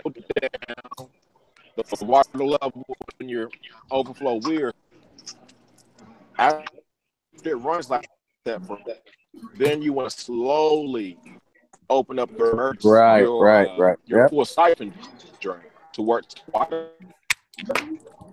water level inside the overflow box is low where the emergency pipe is. We're going to leave it. If it drops, you open it too much. Water level inside your overflow weir right at that level. And then after all of that, then are where they need to be in your sump by adding more salt water. All right, I'm gonna try it. Let me try it. That's gonna be your. All right, let me go try it. All right, I'll be back. That's one thing I'm liking about that setup I just got, man. It's got the dual overflows on it. Yeah. It's not really hard once you get the hang of it, man. Understanding the flow through your sump, man. My J-Bo pump's running out like 60-70%. I'm turning over probably 1,600 gallons an hour from my entire system through my sump an hour. So I'm cranking a ton of flow in my tank. That's what I'm talking about. That's what I'm about to do. So I do the opposite. I don't run that much flow. Yeah, there's a reason I can get away with it though. So if someone's doing that and they have a linear flow through their sump, then you're gonna have stuff pass through your meter and through your equipment too fast. I don't really have linear flow through my sump. I have a recirculating flow through my sump, so I can get away with it. So it's a difference of why I'm doing it. Right. So you gotta be careful, whoever is thinking about doing that, and understand why you shouldn't. Because if you recirculate, it's almost the same as just simply slowing it down like his problem is. Yep. Exactly. If anything, I'm probably allowing more of my display tank to actually touch my filtration, because more of it's actually hitting my sump every hour. And honestly, I think it's a more efficient way of filtering the tank. That's just me personally. I do the same thing like you're just saying. That's how I do mine. I got a key that carries off and goes to my Chato 2 tanks, and then it goes back in. So I have my stuff full blast, but my main system there's not that much water going into my main system. Damn. Left my damn wallet at home. Went to go get pizza, left my wallet. Got turned all the way around. Oh, shit. You don't want Apple Pay? The place doesn't take Apple Pay, CJ? Don't put that shit on CJ's game. Nah, I ain't doing no Apple Pay. I don't trust everybody like that. I'm trying to fill up my free pizza card sheet anyways, man. You buy 10, man, you get 1 free. Oh man. What's happening, guys? Where did Dave go? Oh, I thought maybe I'd spoken over him. My wife says My wife says I was talking too aggressive. I need to calm down. So I'm gonna go drink. Did no one explain it to him? Did no one explain it to him the way I explained it to him? Because it seemed like he wasn't understanding until I said it. I miss what you said. I was getting told off. He'll figure it out. He'll figure it out. It's a simple problem. If he does it exactly the way I told him to, he should be able to. As long as he floods his overflow box first. Sometimes it's easier to tune it that way if you're. Yeah, I think with exclusive sometimes I think visuals is better because I remember at one point exclusive was tuning both the return pump and the overflow box at the same time, which is you'll never get it tuned if you keep adjusting the return pump. And yeah, you got to dial in your out of the tank first. Yeah, once he sends me a picture, I'll share with you guys. I know I'd rather flood my sump than my display. Yeah, but how much water did he have in his sump anyways? Was all his baffles in his sump underwater? I don't know. Overflowing each baffle. Yeah, I don't know how exclusive said it because the way you described it, CJ, where he said, I think he has the return lines too low in the tank because he said right now if his return pump gets turned off, he's like an inch away from flooding from his sump overflowing.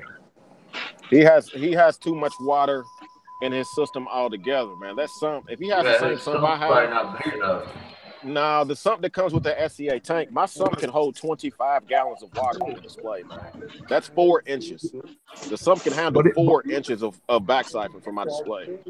But CJ, how big's your sump, CJ? It's a 53-gallon sump. It's the same width of the tank. I'm assuming he has the same one.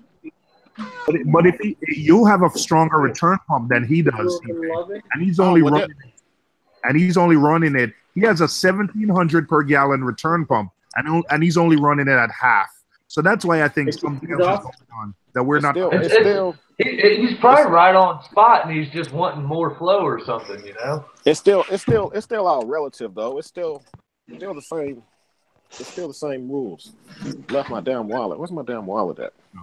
I know. Yeah, if his return pump is rated at 1,700 gallons, and he said he's running it at about half. So let's say there's no way he's draining out 1,700 hours. If he put it this way, a full siphon on a 1-inch pipe can handle way more than that. So even at max flow, he's going to have his full siphon closed 90% of the way. 90% of the way closed for him to be able to keep his overflow box filled with water and to keep his tank sound. That's what I thought. So that's what it's going to take. Yeah, that's what I thought. So I thought something wasn't. I think there's some information there that he kind of maybe left out or doesn't think is important that he's not telling us. I'm not saying he's leaving it out, or maybe something he didn't. I personally think his return lines, he has them just too low in the tank. Yeah. Does anyone know whether he actually built it himself or it came like pre-manufactured? No, he has the same tank as CJ.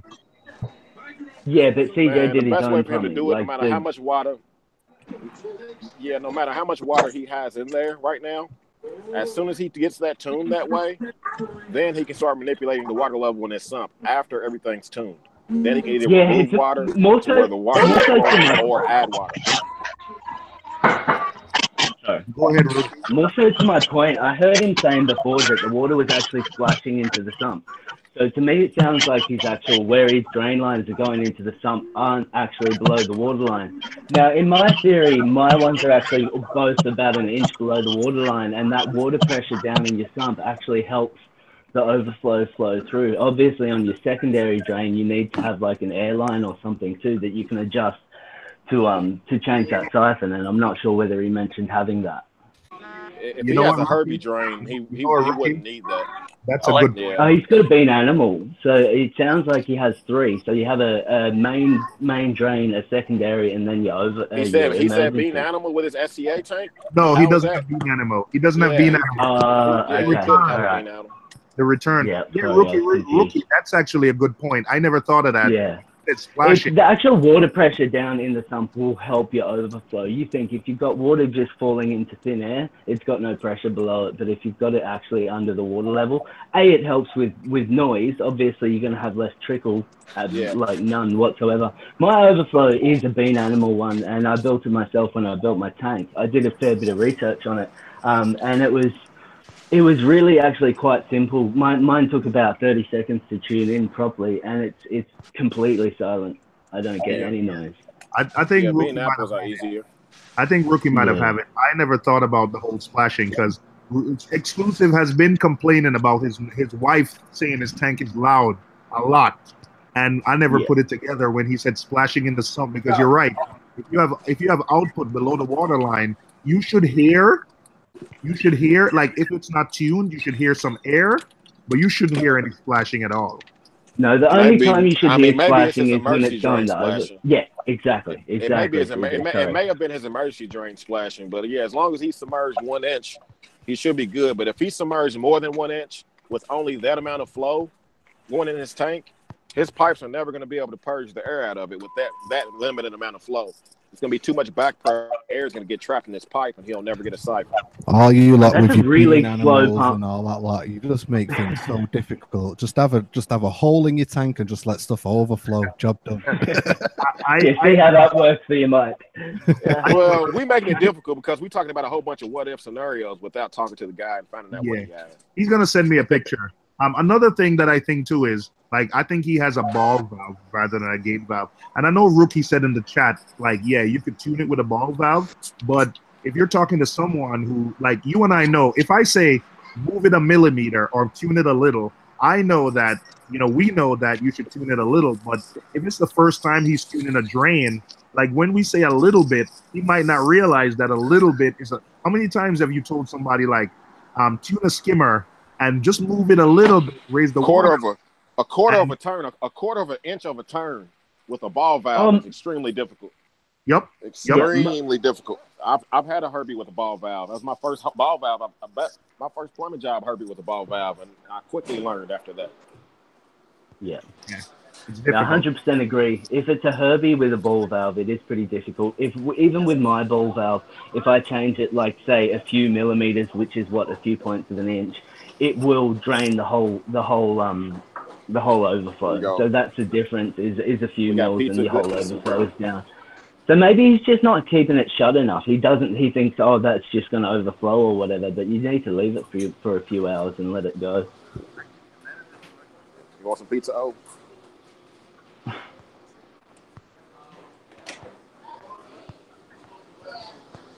Man, how big's that pizza you're about to get, CJ? You guys have monster pizzas over there, don't you?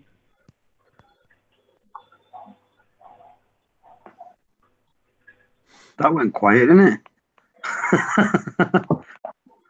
Pizza. He's right. No, I went to the US when I was younger, and the size of their pizzas was about 3 times the size of the biggest pizza in Australia. Yeah, we're all about those way oversized proportions. Yeah, same with your drinks and stuff like that. Your cups, they're like a liter cups. What the hell is that?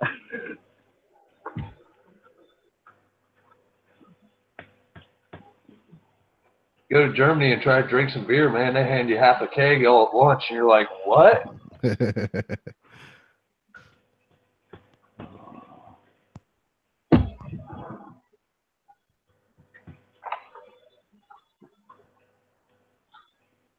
Yeah, he'll get it figured out. He'll get all that figured out. With the help of his friendly community.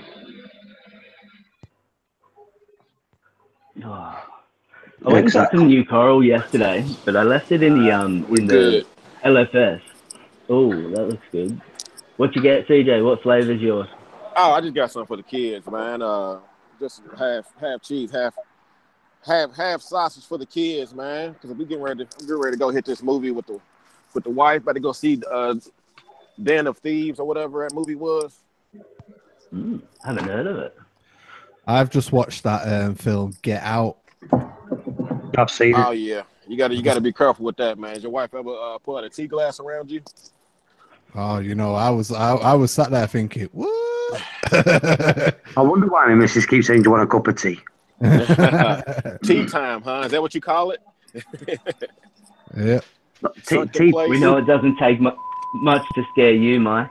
Oh, tea honestly, times at 5 to be honest, o'clock. it didn't really scare me because it wasn't that type of film. But you know, like there was one bit that did make me jump. Figure out who that is in this house. Just some woman just walked past the door, and there was like a little sound effect that went as she walked past the door.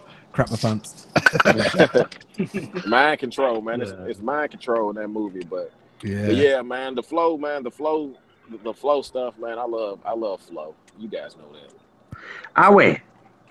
Yeah. What's your YouTube name? How do you spell Howie? How we doing? HOWIE. Not you. I'm taking a mick out of Paul because he calls him Howie. He always drops his H's. Reef G's. Reef G's. Early. It's how we doing. It's like it's more of a. I'm always doing something different. No, I think in the chat that it's bugging him. Someone's tank's on here and it's bugging him whose it is. A little tank, Reef Jeeves. Yeah, what about it, bud? So is that what you're on about, Haley? Is there people in the chat? I think it's bugging them. Ah, there you go. They're happy. Hold on. No, they wanted to know. I'm on my phone. Let me get over here where I can read the comments. When I'm live, I can't see the chat for some reason. Yeah, you gotta have 2 windows open on your phone. Yeah, right. So it's Reef Jeeves, so they all know now. So we've got Michael playing his game still instead of Pac-Man because he's boring. Hey, does anyone have any flow questions? I want to talk about flow. All the flow, 100% flow. Right. Tsunami in the tank. Anyone got any flow questions? I don't have any. Hurricane I set mine up and it's always quiet. It never makes a noise. I feel a new video coming on. I think I'm gonna make a video about flow. As long as you sing the flow song before you start it again. There you go. Yeah. Any flow video is gonna include the flow song moving forward. Once Rico gets that, I need to explain. To get him in on it, man. I'm sure he'd love. He's missing out. No doubt. But yeah, I need to explain how my system's set up, man, because it's breaking all the normal rules of what people say should be flow, man, and I gotta explain it because I like going against the grain all the time. It is what it is. Let's see. I hope that dude sells a bunch of coral though, man. He's working it hard. God, that's got to be a long drive from Ohio to. I just had a sense of deja vu. Okay, speaking of coral, you guys know Uzoas pretty well. Man, like we just again or something. Right, go on, Rookie. You guys know Uzoas fairly well. I don't know shit about Zoas. Some of them. Anyway, good thing I made room. Playing games and picking up pizzas, important content. You gotta eat, man's gotta eat. Yeah. I was in one of my LFSs yesterday, and he had like these Zoas which he reckons he can't find any info on. And I tried to find some info on them. They're baby blue with a green mouth, and they've got a red outside on them. Has anyone seen anything like that before? Right, what colour are they?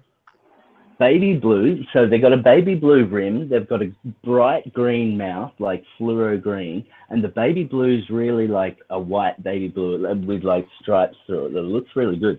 And then it's got a red rim. As I said, I don't know my Zoas, but I did do a bit of research, like half an hour last night, and I couldn't find any pictures on them anyway. So it's got a green mouth. Yeah, bright green, like fluoro green, man. That looks like a people eater, doesn't it? I'm not 100% sure, to tell you the honest truth. As I said, I don't know my Zoas too well. I'll go have a look. It's got a green mouth, and it's blue, and then it's got like what's that one called? Sorry, I'll type it into Google. People eater. People eater. I've got Hawaiian people eaters in mine. I sold mine actually. Who did I sell them to? Not me. I sold them to. Did you get them off Mark? Me? Yeah. No, I got them from No, Oasis Aquarium. See, they're more. To me, they're more of a purpley dark blue. These are like a real baby blue, and the mouth was quite a large mouth on them. Say like a few millimeters as opposed to the little slit. You see, people eaters, green mauves, 99% of the time are people eaters. Yeah, fair enough. Okay, cool. All right. So Have you ever it's got seen any it's got baby blue ones? a green mouth blue, and then what colour is the rim? It's more of like a red. I bet it's a people eater. There's that many type of people eaters, though. But like I said, Yeah, people eaters fair usually call. have the green mouth. Yeah. To be fair though, unless we can see it, it's just speculation. It's just a guess. Yeah, it's just a guess. I took pictures, but you can't really see. You know how some pictures you just can't get the same color kind of thing because they only show under blues or whatever. All right, fair enough. Thanks for your help. How about a big size? You know how you can get different types of gold chalice? You can get kind of your orangey gold chalice, or you can get your gold chalice. How much would you guys consider a gold piece of chalice, say, as big as your hand when it's fully extended? What, gold? It depends what type of gold. Again, it depends what type of gold it is because you've got gold, then you've got like the orange type of gold. Then it's a weird one. You get the orange type of gold, it's cheaper. No, it's not the orange type of gold, but it's not the yellow type of gold either. It's like in between the two. So you could talk about 30 quid a frag. So you talk yan size. Well, you say, Michael, about 150 quid. Anyway, it seemed like a pretty good deal. I got it for $80 yesterday. And I got these crazy little mushrooms. They're blue mushrooms with green dots, and I don't even know what type of mushrooms because I'm not into mushrooms. But they're from my missus because I just built her a tank, so she's picking out all coral for herself. Yeah, women do that. Well, I wouldn't let her have what she wanted in my tanks, so she said she wanted her own.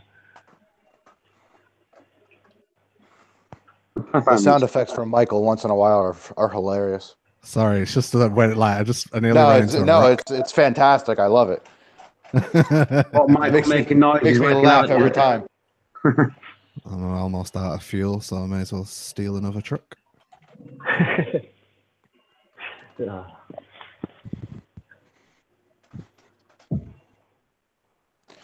Every time I hear I got to click over to you and see what you're doing. Well, to be honest, I've not seen a single person yet. So when I do, no doubt they'll be shooting at me. So I may swear I'll pre-warn you. I'm devastated. One of my Leptosaurus frags fell off the rack into my first Scalemia, my war paint Scalemia that I got. And I didn't see it for a good day, and he was laying on top, upside down on top of him, and obviously Leptosaurus wins over Scalemia. He's doing okay, but he's definitely got some patches of skeleton. It's a bit disappointing. I had my lepto fall into my elegance coral. Guess who won that one? Elegance, for sure. Elegance wins against anything. Oh, man, even Apart from parameter swings. Just type Superman Zoa. Does it look like that with a green mouth? The Superman Zoa, hang on, I'll have a look. It really was like a white baby blue. Like it was a real different color. I must admit, I've never seen it. Superman Zoa. All right, give us 2 seconds. Yeah, I tell you what, my Akins have a pretty potent sting to them, but a lot of them are stinging each other. They're annoying. I haven't got them on frag plugs, so they keep on blowing into each other, and about 5% of them eat each other. Superman. Yeah, no, a much lighter. I thought there was a dog in the barn. Then I thought I was going to get eaten by a dog. That's my dog. I literally looked into like one of these stalls there, and I heard the dog bark, and I thought, "There's dogs on this game now."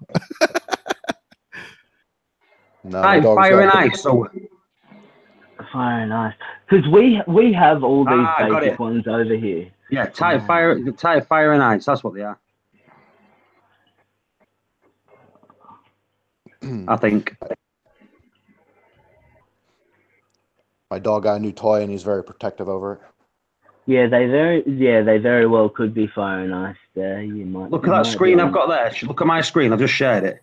They look like that one now on the screen now. Yeah, Green mouse, baby blue, and similar. red. It did actually look a bit lighter. I will be honest. Like it's a real baby blue, but it does look similar enough to say that it could be an Australian species of that. But you got to remember, all these corals that you guys get, they come in from all over the world, whereas we can only have Australian coral. So when we get something that looks special, it really goes for a high price because we can't get it from anywhere else for cheap. So stuff you guys pay like 200 quid for, we'd be paying $2,000 for half the time. Like certain bubble tip anemones and stuff like that are just stupidly expensive over here because they don't come up very often. We can't get them because they're you have to get Australian corals. So it's one of them things. We have plenty of what we've got, but the things that are a bit more rare, you pay so much more for in Australia than you would over there. Yeah, do they look like that there? Yeah, as I said, a little bit different, but it does look similar enough. Do you know the funny thing is as well? If we want Australian coral, we pay stupid money for Australian coral. Yeah, and the thing is, that's for like stupid stuff like torches and things, which are cheap over here because we have an abundance of. It's only kind of, as I said, there's only a few corals that we pay stupid. We pay stupid money for recordias. They're like $500 for a decent one. But obviously you guys mostly have Recordia florensis and we have Umas or whatever. Yeah, Reef Builders did a video in Australia, and like there's scullies over there, like ridiculous scullies, were like nothing. But obviously it's because they're Australians. Yeah, all my scullies, the most I've ever paid for a scully is 56, 59 Australian, and that's like what, 45 American or something at the moment. Yeah, Actually, that same one would probably be like $300-400 over here, if not more. Yeah.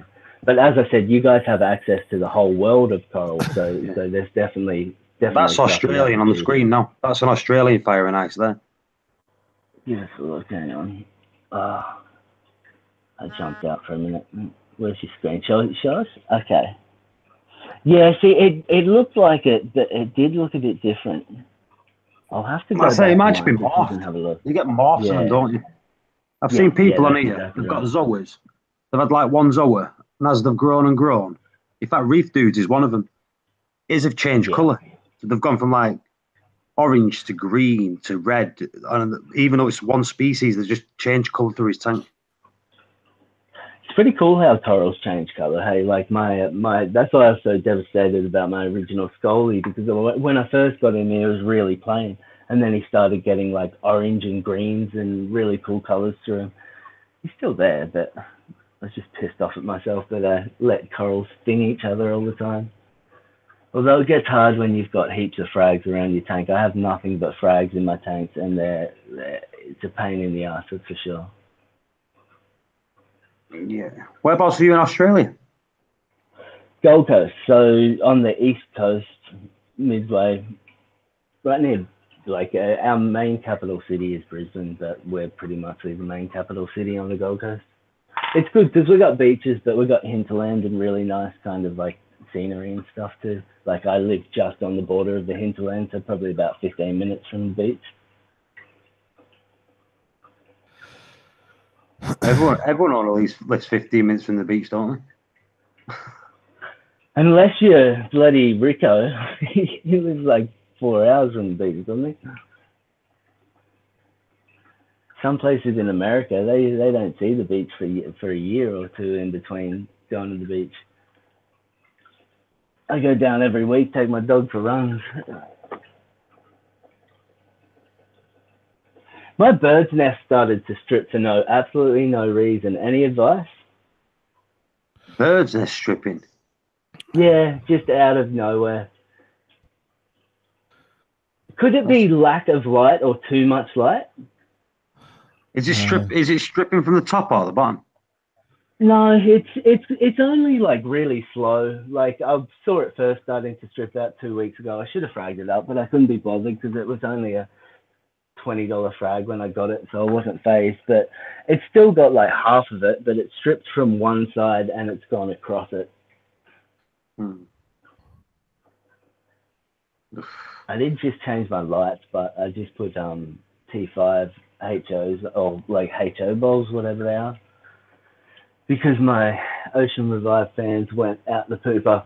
And everyone said that Ocean Revive customer service was going to be good. Send them a message and they'll send you some fans for free because they were only 13 months old, literally 1 month out of warranty for Australia. And I sent them a message and asked them about it, and they just said, yeah, we can get you the fans, but you'll have to pay for shipping and the fans from America. So it was like $30-something shipping, and then whatever they wanted for the fans, which was ridiculous.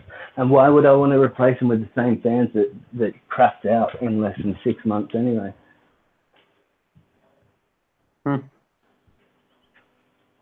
I don't know. I think a lot of the people that have Ocean Revives have the original ones instead of these newer ones, which are the B model or whatever.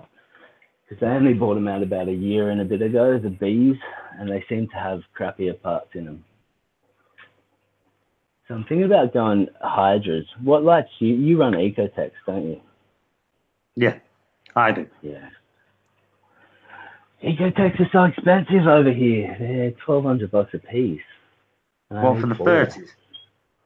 No, that is for the, for the 30s, yeah. But that's for the 30 Pros. But you can't really get the non-Pros here.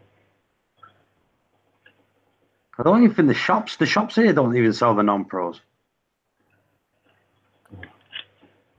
How much are they over there? What's the difference? What's the difference between the normal ones and the Pros? One of them's a 6-channel, the standard 6-channel. The Pros are 8-channel. Okay. Didn't even know the difference. I don't follow Radians. Yeah, just 6-channel and 8-channel. That's what it is. I think one of them does. I think one has an extra white, like the 8-channel has an extra white and an extra purple, not UV, but the purple, or it is the UV. One of them.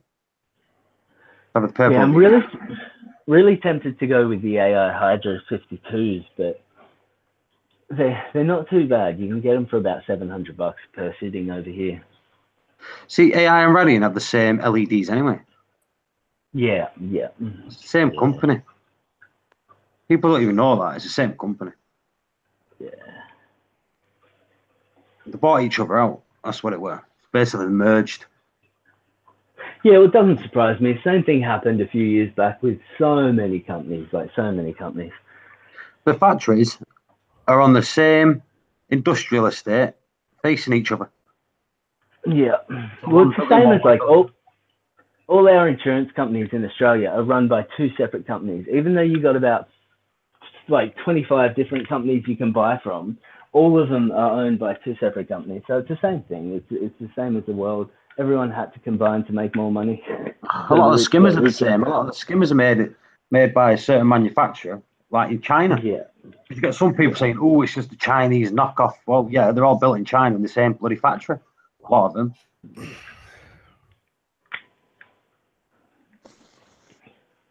There's some good cheap skimmers coming out of some places, that's for sure. I want to look into a few of the not so well-known brands, but they're. I'm not sure whether it's like. Check the Red Starfish out. Okay. I've just got a Red Starfish skimmer, and it's nice. It is nice. Okay, cool. Where are they made?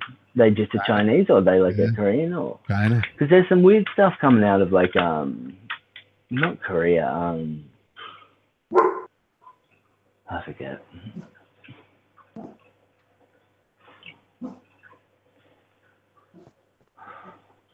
So I've kept acros alive for like 4 months now. You'd be proud of me.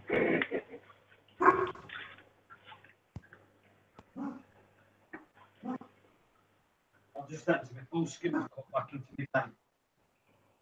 Yeah, baby. Let's see what people think of that. And it was like piss.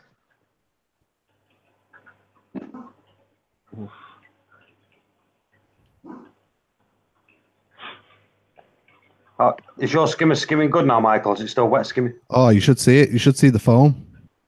Never got foam like it in my old skimmer. How much that set you back, Mike? $1 million. I'll send it over tonight. Just give me a minute. Answer the question, Michael. Either either. I don't even know. You get shit for free now. So I don't know how much it cost. I don't know. I think it's. I don't even know. I'm not even going to guess. £200 or something. Yeah, it's in the hundreds. Cool. I've got to admit though, I've got the same brand, the smaller version than Michael's, and it's good. It is good, and it's quiet. Do you know how much yours was? No. you cheeky bastard, you. Over the pond. Ah, Jesus. Oh, well. I'll find out myself, eh? I don't even think there's a website with them yet in the UK, is there, Michael? Not in the UK, no. There will be eventually. Just like... They've got a Facebook page. I think they're waiting for the bubble place to come. I think so. That's why it really sucks in Australia for equipment. There's just not enough reefers, so not enough need for stuff to be cheap over here. Or yeah, but you think to get in everything Australia over that have all of it, because that's where the bloody... If you think of coral reef, you don't think of Indonesia, you don't think of Philippines, you think of Australia straight away. So you'd think that's where the stuff would be. Yeah, it's one of them things, but isn't it? I suppose more Australians want to look down on reefers and not imagine us as people that are trying to aquaculture stuff and trying to help out the reefs. They don't look down on the people taking the cruises out and smashing all the coral reefs with all these, no offense, but like foreign people coming over and not understanding reefs. They step on them, they just break them all. Like, and no one looks down on them, but reefing is really looked down on in Australia. It's kind of come a bit of a way for the last few years, but you kind of say to a lot of people that you have a coral reef tank, and they're like, oh well, no, like, I don't know. It really is looked down on in Australia. So they don't import any corals from any other country. Not allowed to. No inverts. No. You're not allowed to stick an apple seed there, are you? An apple pip, or what do you call them? Yeah, no, it's we don't get anything. I might smuggle some in. I might eat an apple on the plane, eat the seeds, and then shit it out, and I'm going to smuggle some apple seeds into Australia. Yeah, no, it's Australia's pretty harsh for all the quarantine stuff to keep stuff out of Australia, like. Because we do have a fair few resources that are pretty special. Like the Great Barrier Reef, 10 times the size of the second biggest reef in the world. But that's pretty special, man. That's 10 times the size. Oh shit! Yeah. What are you doing? You getting killed, are you? I'm getting shot at, and I don't know that from. What game are you playing? Battlefield or something? PlayerUnknown Battlegrounds, it's called. Ah, okay. Pardon my language. I crap myself there. Nah. I had an Xbox. I was thinking about jumping on with you, but I don't have that game. I'm on PC. Oh, okay.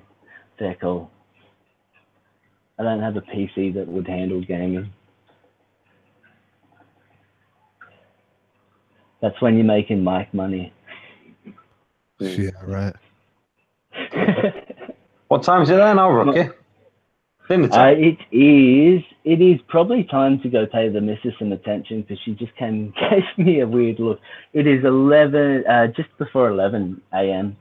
So 10:50 a.m. in the morning. You know where my missus is here because I'm on mute. And everyone's like, "Where's Paul?" And I'm like, "Shh."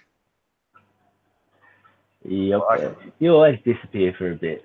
But got a happy wife, happy life, as they say. Got to keep the missus happy. Yeah, I bought her a ring yesterday, so she's all happy with me anyway. So nice. I just picked up some 22 mil acrylic, so just under an inch acrylic, and I'm going to build a big frag tank with it. Nice rimless one. That should be fun.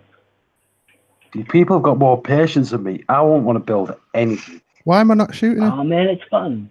You build stuff and you get the satisfaction. Fuck off. Sorry. I think Mike needs to Now you get a satisfaction from doing stuff yourself. I get like you can just pay someone to do something or get something custom, but I don't know. Being over here, secondhand stuff is not cheap because it costs so much in the first place. People want to think their stuff's really worth a lot of money. They really do. So even on Gumtree or whatever, your tanks, your secondhand tanks are quite expensive. So it literally cost me, I think, $250 worth of acrylic and just my time to build a tank, whereas it would have cost me $500 to get the same tank secondhand. So the price of living over there must be really expensive. It kind of is. How much do you guys pay for fuel? I know America paid cheap as for fuel. We pay about $1.50 a litre at the moment. And what's that in England? What $1.50 Australia? Let me just. Yeah, we don't do gallons. That's about 75 pence, whatever you guys go by. I think it's about half for the UK at the moment. Pound. How much versus? I know America pay like $3 for a gallon or something, which America pays sometimes something like 3 times cheaper than what you pay here. Well, to be honest, it depends on where you are, because here in New York, we'll pay almost $3 a gallon. In New Jersey, one state over, they'll pay probably half that. So it really depends. It's location specific. You pay 85p a litre, where we're paying at the minute. I think it's just gone up another 4p. So ours is 130. So 130 in Australian, that is 130 a litre. Yeah, no, but in Australian, that's 232 in Australia. Yeah, you guys pay a lot for petrol. That's ridiculous. I thought we paid a bit, but yeah. Okay. I think we pay something like 70 to 80% just tax. Yeah, is that because of the Brexit lately, or? No, that's just how it always has been. It's just always been, yeah. But at the same time, how much do you guys pay for alcohol and cigarettes? A lot. Cigarettes is expensive. Cigarettes is about £10 a pack. Okay, how many packet? How many? Like for a 25 packet?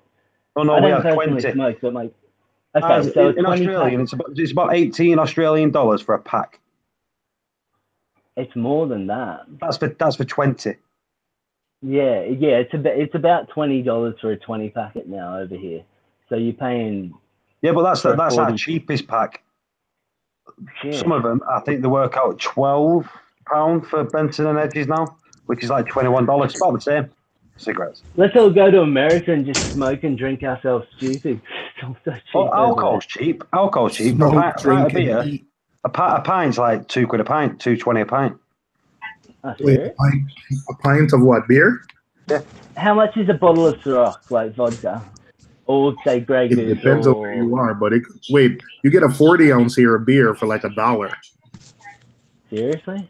I nearly bought one the other day just to have a picture took with it. Yeah, you're not talking like at a bar or anything. You're talking like at the supermarket. Yeah.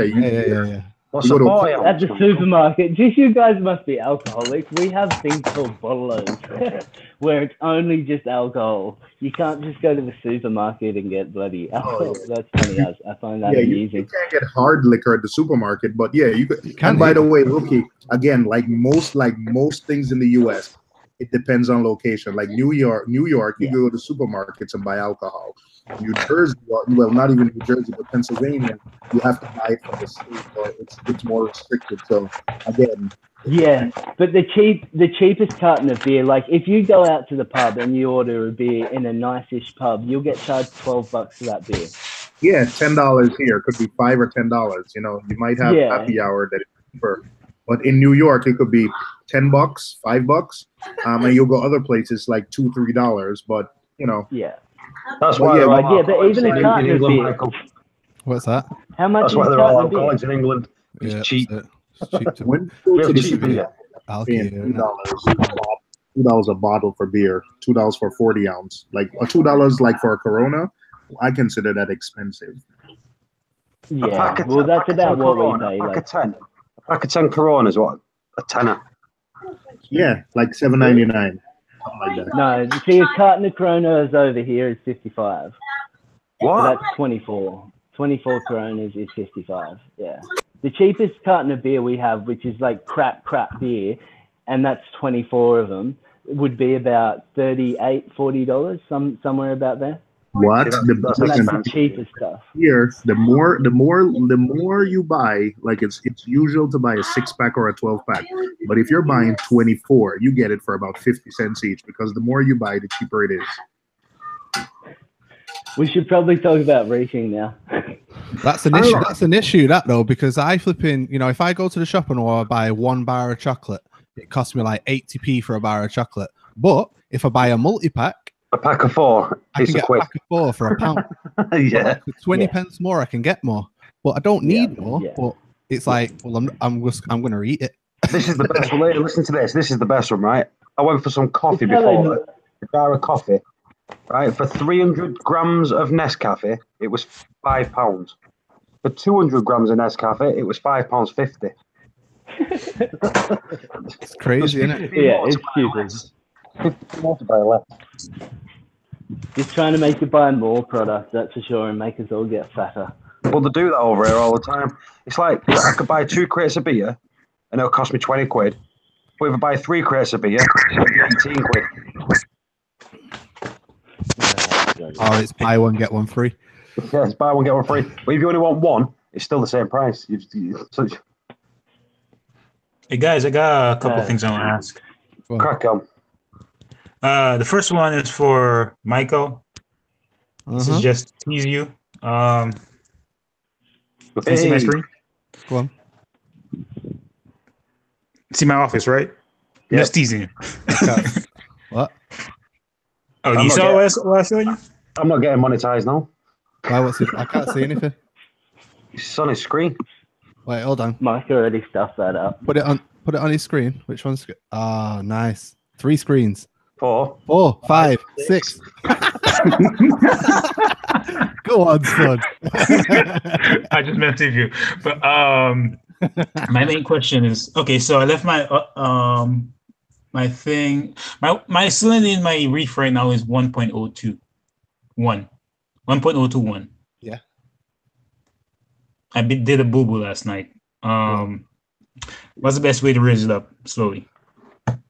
Just make some salt. So when you do a water change, make some salt up, but make it at a higher salinity. So rather than making it at 1.026 or something like that, make it 1.028 or something like that, and then water change with that water, because the higher salinity will slowly, bring you up. You know what I mean? Simple as that. But just do it, bit by bit. Don't just bomb it all in one go. Yeah. That's what I was thinking too, but I was wondering if maybe somebody had a calculation for raising up from 1.021 to. There won't be a calculation. You just need to gradually do it. Gradually do it. I'll do what I do if I ever do a boo boo. You don't want to let me out, I'll just drip into it all. I just get like over a couple of days, I'll just get a jug of water, mix a bit of salt in it, and then just pour the salt into the filter salt.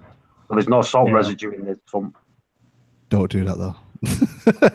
don't put salt directly into your tank. No, I never said that. Put it into a jug, mix it into the jug. I do that all the time. Mix it into the jug, and then I pour it through a filter sock just to make sure there is no little bits, because it's only in a small jug I do it. I get you. But I'd never just put salt into the tank. No. You only need 1 grain of salt to land on a coral. Saturated. Yeah. 1 grain of salt lands on a coral, it's dead. Yeah. But what I thought of doing, I already started doing, but I was like, maybe that's not right. I took out some of the tank water and I'm mixing it up. See, that's what I do. I take out some tank water? I take tank water out and I put salt in it and then I pour it back in. Yeah, that's what I'm doing right now. I have like 2 18-gallon buckets. That's just like doing a water change. Basically, taking water out, you raising the salinity, then adding it back. We'll just do it a bit at a time, not a lot. Yeah, it's kind of like I'm dosing the tank right now, but I don't know. I just woke up. You know that fright you wake up when you forget something after 8 hours. It's like Dave said there.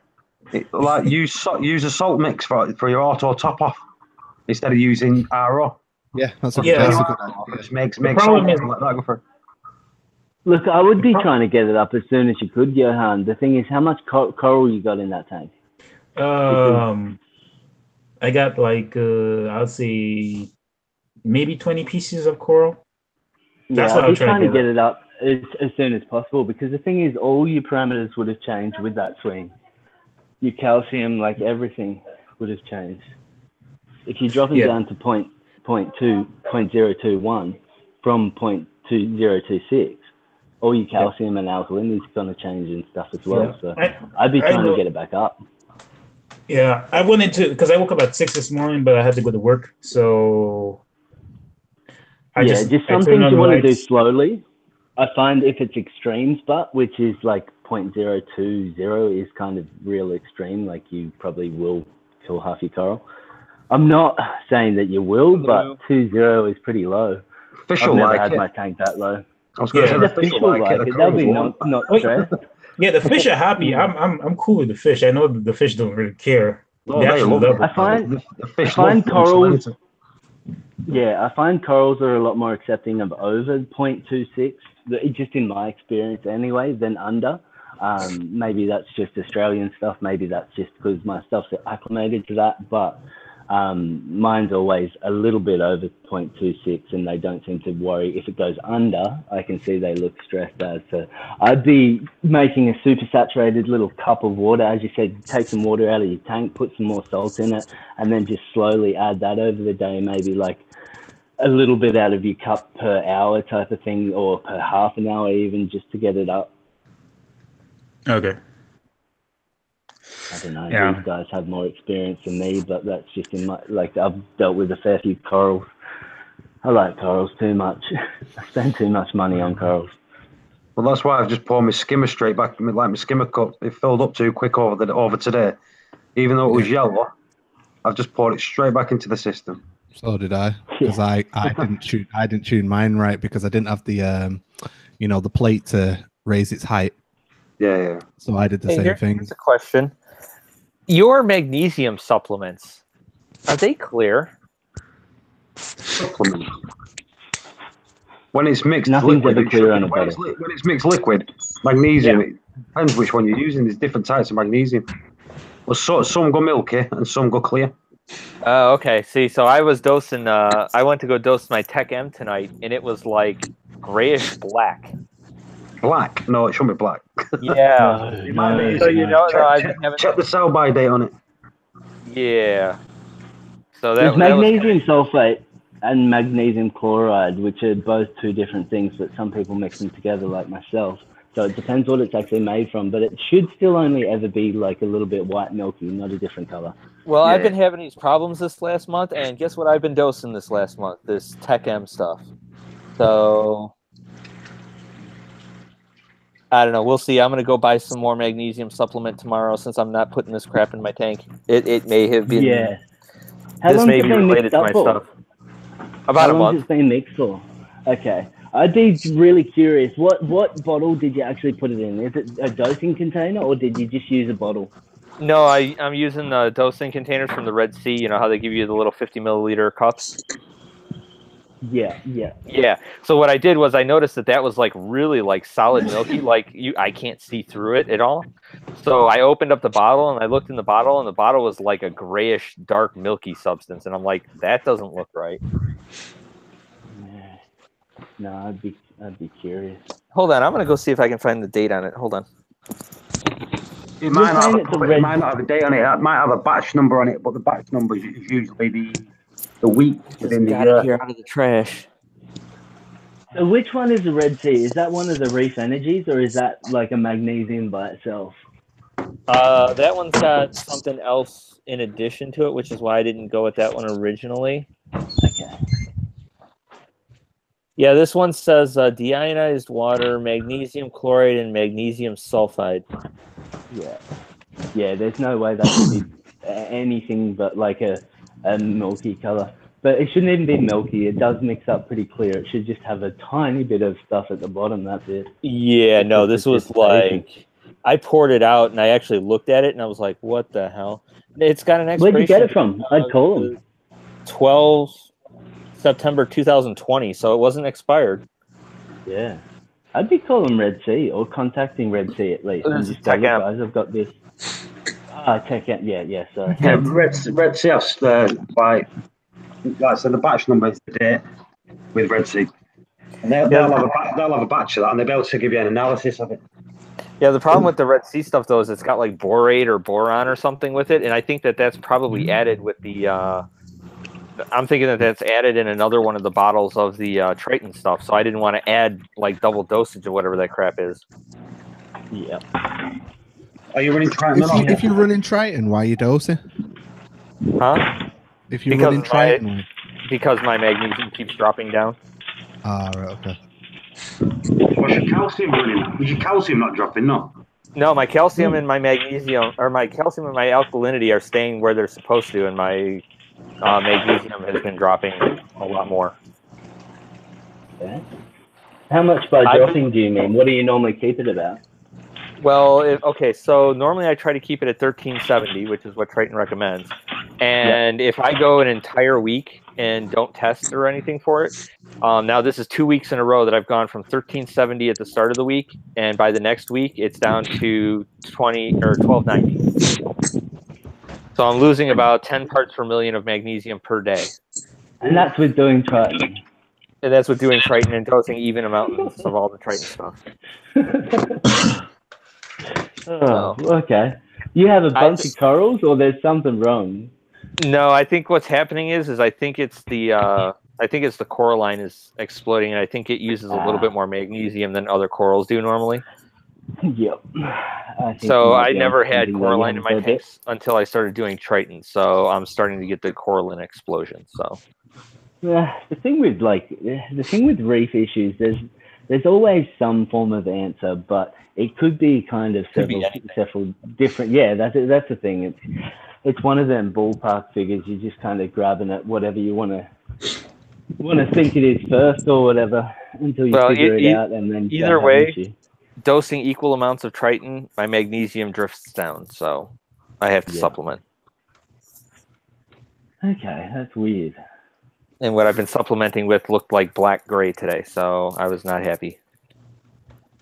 Yeah, especially when you need to get it done to try and keep things stable. That's a pain in the ass. Yeah. So tomorrow I will go and see what other magnesium supplements they have available. I tell you what, I mix up my own, and I'm not disappointed whatsoever. You can get like your food grade stuff. Normally, a decent sized like aquarium supplies place will have all your calcium carbonate and all your different stuff you need to dose down to like your iodine powders and all that kind of stuff you can mix up yourself. Yeah. So that's another option because it is really cheap too. Like I get 2 kilos of both magnesium sulfide and magnesium chloride, and I think they're like $5 or $7 each. Yeah, so it's like $12 and. This bottle is basically like $20, and I got this like right before Christmas. Yeah, well, you mix up 100 mils. You mix up about 100 grams to a liter of each, so 50 grams of each. So what's that? 50 grams. I go through about 100 mils of this stuff in a week. Yeah, I reckon you should make your own. Be the cheapest option for sure. Yeah. Especially when you're going through that much. Like, there's no point in paying a company to mix it up yourself when all you have to do is get some RO water, stick some powder into it, shake it around, and Bob's your uncle. Yeah. Yeah, this bottle was 473 mils. So, yeah, it's exactly about how long I've had it.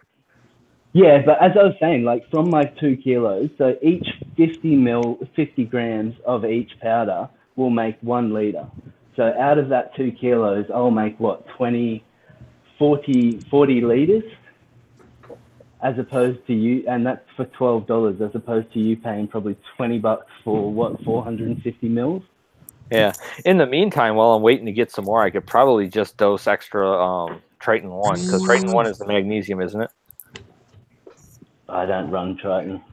stay away from that stuff in Australia. I think Triton 1 is the magnesium supplement. 2 is the calcium, and 3A and 3B are the alkalinities. That's correct. Yeah. So if I dose 4 milliliters of Triton instead of just 2. I do that at the minute. I'm dosing 1 mil less of calcium to lower my calcium. And my KH, I've actually got more of that anyway. And I dose more KH than the other two. Okay. Yeah. All right, so then I I'll think just they dose say more of the one for a little while. Yeah, in a perfect case scenario, I think it's all even parts and whatnot, but it's never going to be 100% perfect, really. Like, Right. Well, what I'm gonna guessing is once my rocks are covered and everything like that, and my pumps are covered, and everywhere that it's going to grow, it's grown, it'll stop eating it up for the most part, and then it should be 1-to-1 for the coral. Yeah, whittle off. Yeah. But right now it's exploding on like, oh, every surface is available. Yeah, I don't like Caroline. I try and keep that stuff out of my tank as much as I can. Mine's covered in it. I don't have Caroline. I just I let the urchin do the job. Yeah, that's what I'm doing too. Yeah, when you got a glass tank, it's not so much of an issue, but on an acrylic tank, you do not want Caroline. Can't just scratch that stuff off. Well, I was going to get an acrylic tank for my new tank, but I'm seriously looking at doing a glass one now because I like my urchin. My urchin is cool. Glass is really good. Like, look, I worked for years I still do, in a glass factory. I work glass every day, but the fact of acrylic is much more durable. It's much more clear. It's a lot better with heat. It doesn't lose as much heat or attract as much heat. There's a fair few upsides of acrylic. Excess heat is not a problem. Yeah, but plus, like, I've ran into my tank about 20 times and I would have smashed a glass tank. So acrylic, it's like, yeah, it does scratch if you bump it hard with like a rock or something. But apart from that, it's I don't know. It seems to be the superior kind of thing to me because it has a lot more positives than glass. I can't think of one real give me a positive to glass that's over acrylic. Well, it's a lot more people make it, so you can get custom tanks made by it a lot easier. In the UK, it's a hell of a lot cheaper. You can scrape coralline algae. It's cheaper. Okay, it's cheaper. Yeah, it's cheaper. But that tank will never last half the time of an acrylic tank. An acrylic tank, once it's welded together, you ain't breaking that thing apart. It's a tank for life unless you're going to cut it apart. Whereas a glass tank, you get to like 4 or 5 years, you're starting to worry about your silicon seams and stuff. Like, I would personally start worrying straight away. Yeah. Well, you had problems with your last Red Sea racer, didn't you? Yeah, it was only what, 2-year-old. 2-year-old. Exactly. I'm never going to have that issue with acrylic, and that was one major factor for me too. It's like, yeah, you can pull the tank apart and refill it, but it's a big job, and you've got to pull down your tank to do it. And I'd want to kind of do that to be comfortable every like 3 or 4 years, because silicon isn't a forever thing, that's for sure.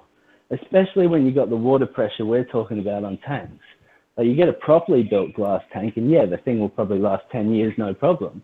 But I'd never trust that tank for infinity, that's for sure. Yeah. That's just my opinion anyway.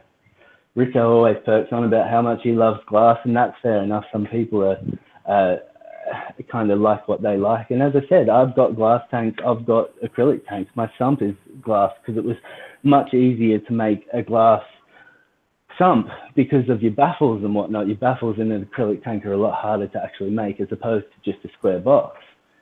So it's a lot easier to do a glass sump than it is like money-wise. Oh, come on. Where am I getting shot from? Yeah. Yeah, no, I keep going back and forth on it. I've got one guy who's looking to build a tank. I've been talking to, gave him all my specifications, everything. His is crazy though, because he has like barriers in there that protect the silicone seams. So like you can scrape all the way up to the edges, and you're still not going to touch any silicone. It's just the tank is the tank is built like a tank. And don't get me wrong, there is that 2% that's at the top and that's what I was referring to. Sorry, you guys, that was me accidentally. Yeah, there is that 2% that's at the top of the range, which I'd be fine with, but you pay for that, don't you? Where if you're talking about a custom-built tank with Yeah, with he hasn't things given me the that are quote great, yet. you're paying acrylic tank money anyway to have something built out of glass and something that's way more heavy, way harder to move. That's just my opinion. As I said, some people love their glass. I work with glass every day. I don't love it. I love acrylic. Yeah.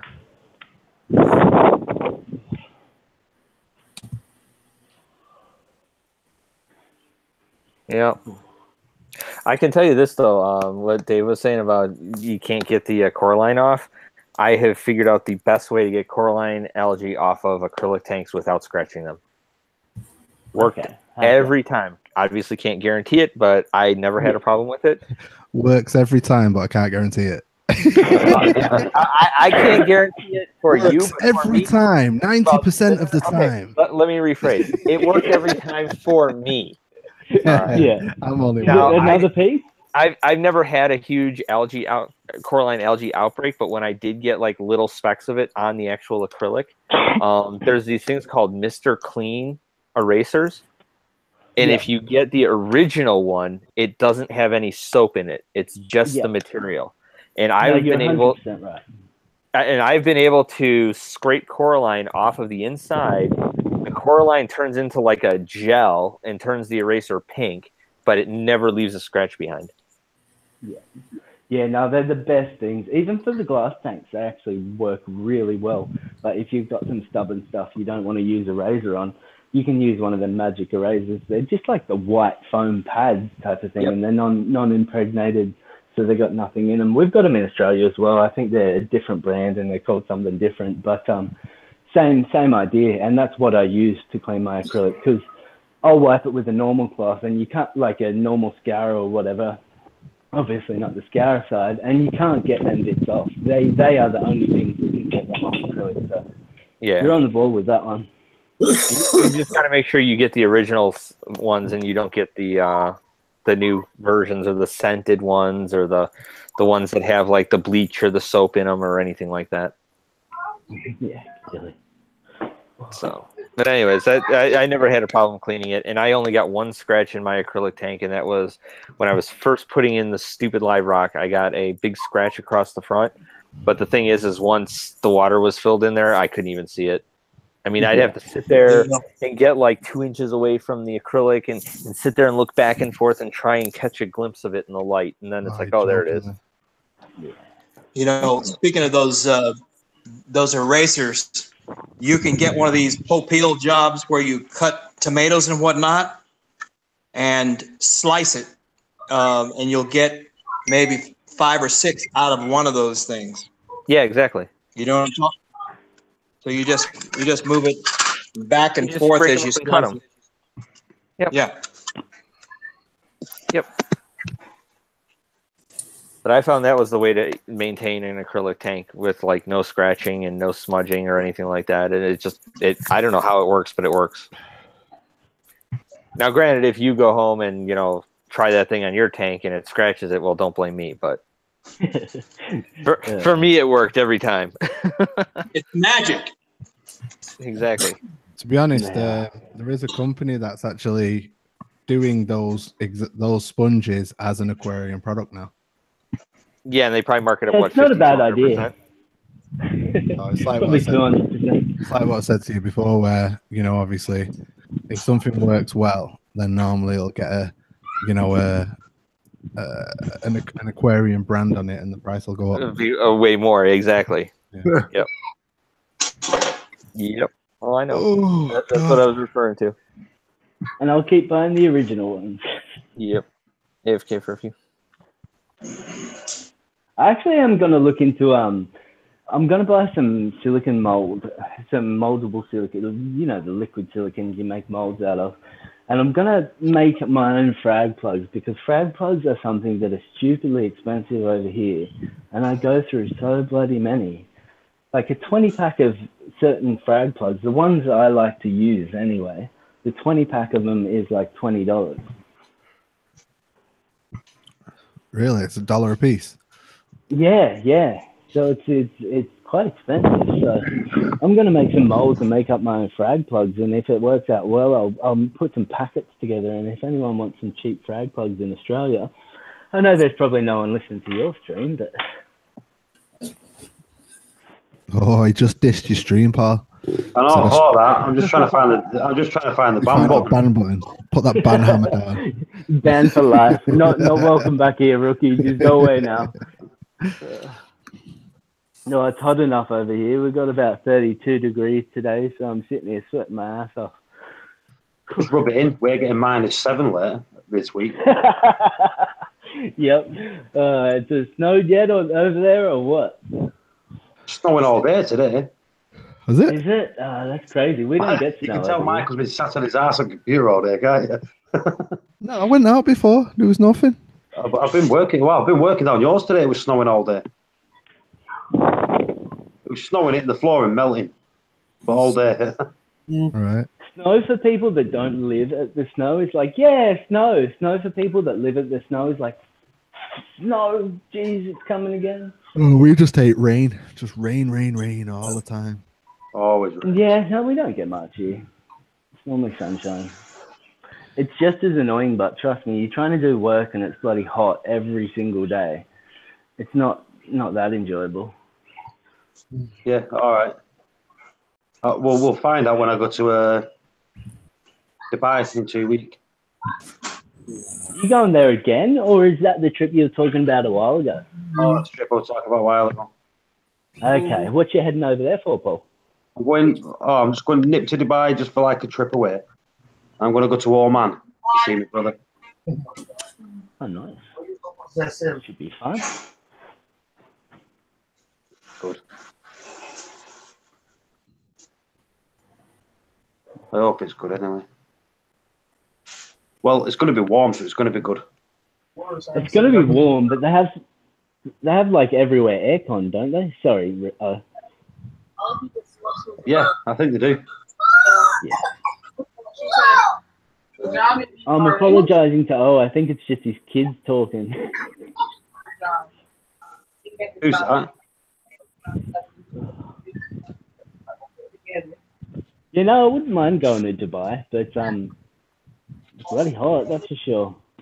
Just come to the UK to stop off in Dubai first. Yeah.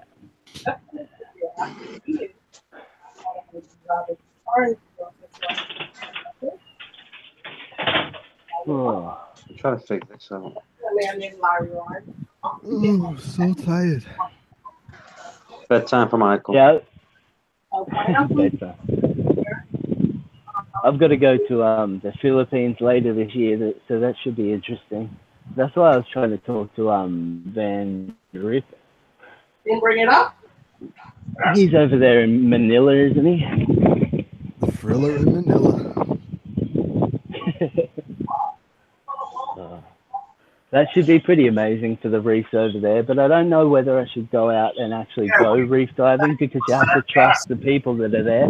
And what is it going to be, like a little dinghy? Or That's what makes it more fun. More adventurous anyway. If you're not scared for your life, you're not having... Yeah, it's not the wildlife that you've got to worry about. You've got to worry about whether your tanks have been mixed correctly. Whether they have enough petrol in the tank to get you back. Yeah. Or whether you're going to dive like 3 feet and end up with a Benz. Yeah. 3 feet even. Well, I did that up at Great Barrier Reef. I saw a turtle and I was determined to go down and film it on the GoPro and stay down there for a bit. And I went down and I'm filming this turtle right on the bottom, probably about 12 meters down or something, pretty deep. And I pushed it too far. Hey, I'm like, and I'm trying to rush up to get to the top. And as I'm about halfway up, I just hear my ear go poof, and just let in all this water. There goes my eardrum. It was worth it, but.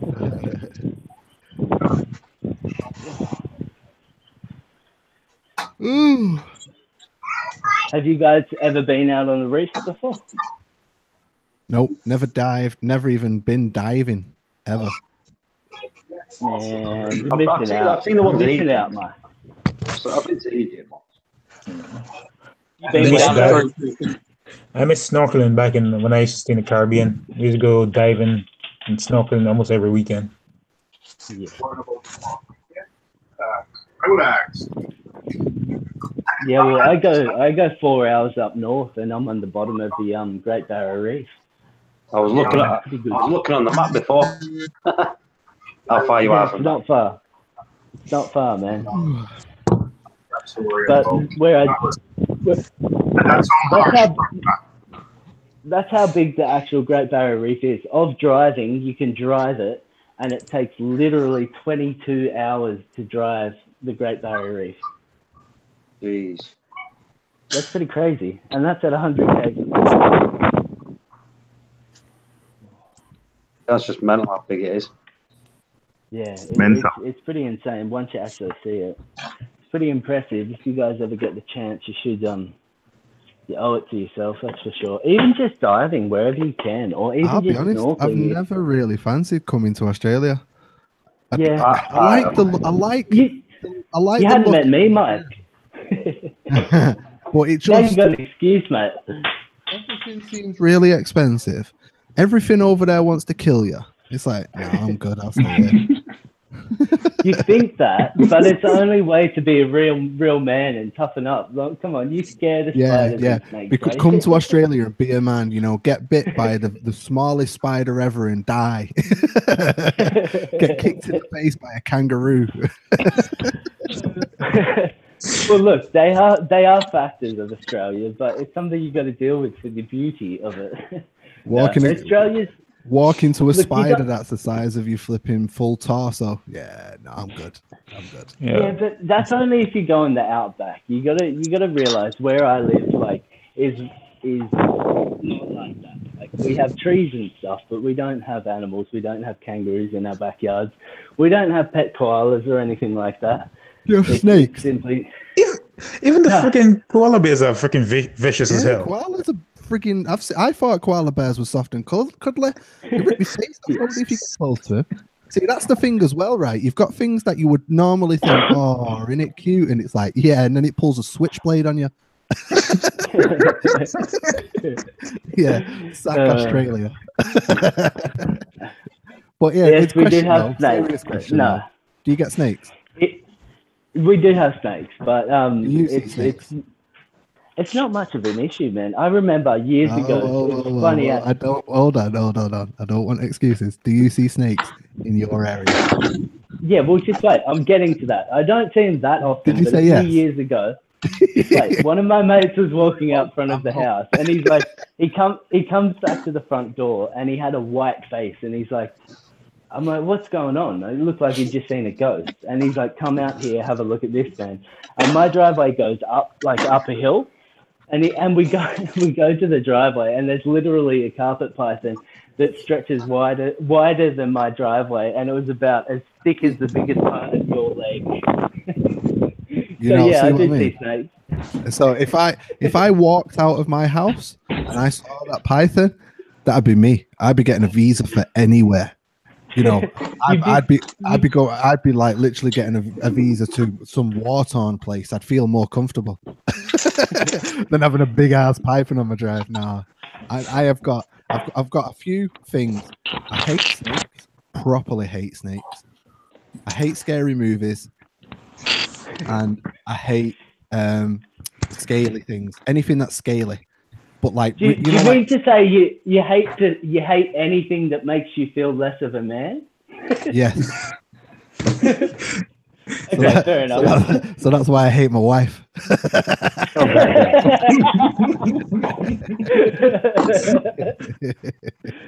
that was great. Nah, seriously though, honestly, like snakes are my biggest problem. Like, I can't deal with snakes. It doesn't even matter what it is. It can be like just a harmless little grass snake. That's the size of your little finger. No. That's fair enough. You're going to have a phobia, mate. But seriously, you have to get actually diving or just scuba diving at some point in your life, just somewhere around the world, man, because you owe it to yourself to actually see what these natural reefs are like. To be honest as well, with the diving side of things, I've never really fancied that either. Again, because I'm not in control. You know, like with my little aquarium, all my fish, you know, they're under my control. They're in that little box, and you know, their life's in my hands. Go in the sea, roles reverse. You know, I'm in their backyard. And you know, and things like, you know, silly little, say for example, the Sohal tang that I had in the ocean, they're freaking massive. They can dice you up if they wanted to. Yeah, they can do you some damage then with their blades. That is like pulling a switchblade on you. Neapolitan You rats. are a big woman, aren't you? You are a Honestly, big I don't mess about. I woman. literally, I grew up cautious. If I hear a bang, I run. I don't turn around and say, "Ooh, what was that?" You know what I mean? Anything happens, you know, I'll find out about it on the news. I'm running. seriously, but Mike, if you were in a group of people you were actually comfortable, and a group that was big enough to make you feel comfortable, and instead of diving, just actually went out snorkeling and did a few little dives down, your life would be changed just in the way you see corals and stuff. I promise you that. No, I know. I'm only kidding on that side of things, but I remember when I was a kid. When I was a kid, I went snorkeling just on a normal, you know, beach type thing, yeah. Just a beach, you know, just just normal little fish. Put my head under the water, and like literally as soon as I put my mask, bearing in mind I was a kid, I was about 8. I put my head in the water, and straight up, soon as my mask went under the water, a fish swam at me. Oh mate, I was like, I was out of the water. I thought you were going to say something really cool, like you stepped on a stingray and that's what scared you or something. But no, you're just scared of things you've got in your tank. It was probably a damsel, but I was out. Meanwhile, Mike has like a 6-foot pole to clean his glass. He's scared of his fish. Yeah, honestly, I can't even swim. Can you not? Oh no, I'm disappointing you. Oh, you're from Jamaica. Dog, I can't swim. I can't even swim. I almost drowned when I was a kid. I didn't go back. I didn't go. I almost drowned when I was about 8. I didn't go back in the water until I was 28. I didn't even go in the pool. My girlfriend was the same. Like seriously, she had a bad experience down at the beach when she was younger, and she's always been a little bit funny about going down the beach and going swimming. She won't go any deeper than her knees and stuff. But we went to the Great Barrier, and literally she was worse than me. Like she didn't want to get out type of thing. So it's one of them things. You know how you're doing work, like you're at your job and you're doing something that's a little bit that you probably wouldn't do if you weren't working, but you're working, so you don't think about it like that.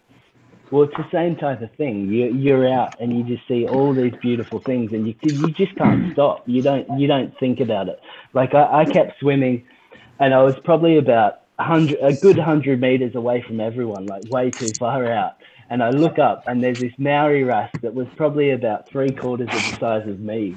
And I looked at him, and I looked back, and I'm like, oh, I better swim away. But you don't think about it when you're down there, that's for sure.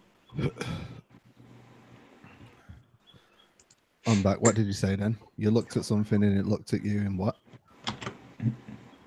A big Maori wrasse, man. I was like 100 meters away from everyone down at the back of the reef, and there was this Maori wrasse that was about 3/4 of my size, about 4 meters away. And I looked at him and I was like, Maori. Maori wrasse. They're a big blue wrasse. They're huge. Is that Michael correcting someone's grammar again? Oh, I'm trying to Google it because I don't know what it is. All right. It's got a H in it. I can't correct the grammar of a flipping Australian. What he said, a Narira? How do you spell that? Naori. Oh yeah, that was it. So a friend of mine was diving in Sharm El Sheikh, I think it was, or somewhere. I can't remember where it was. And one of those swam right up to him, and he had it on his video, and I was like, "What?" You know, because it was big. You want to see the shoals of angelfish in Sharm El Sheikh?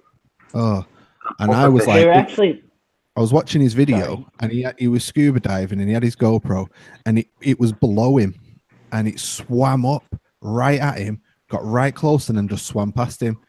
Needless to say, if that was me, there would be a trail behind me. You know, no fish would be coming near me. Hey, you're in the water. It doesn't matter, Mike. Oh, you would do, because the water's clear and you'd see it all. I'd look like a flipping octopus. Wait, how big was the wrasse? What? Rookie, how big was the wrasse? Literally, The one probably about 1.20 meters. Probably about 1.30 meters, like way over 1 meter. It was huge. Probably about 5 foot. Yeah, I saw like a 4 foot cuda when I was. About 4.5, 5 foot. Yeah, the thing's huge. 4 foot scooter. Cuda. Barracuda. Barracuda. A 5 foot wrasse? Jesus. Yeah, but a 4 foot barracuda has like a 1.5 foot mouth. And teeth to Go match. have a look at them, Mo. I'm looking at them now. They're huge. Are they timid? Yeah. Yeah, they're not cool. like a typical wrasse. You know what they look like? They look like a flower horn in freshwater. They look a bit more like a grouper, but they have a bit more of a different head on them. But they're about the size of some of the massive groupers, that's for sure. But they're meant to be really friendly. Apparently, everyone that swims with them, they always come play and come say hello.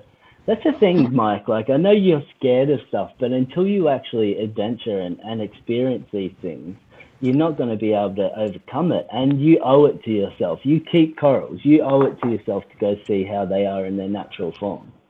See, here's the thing. Literally.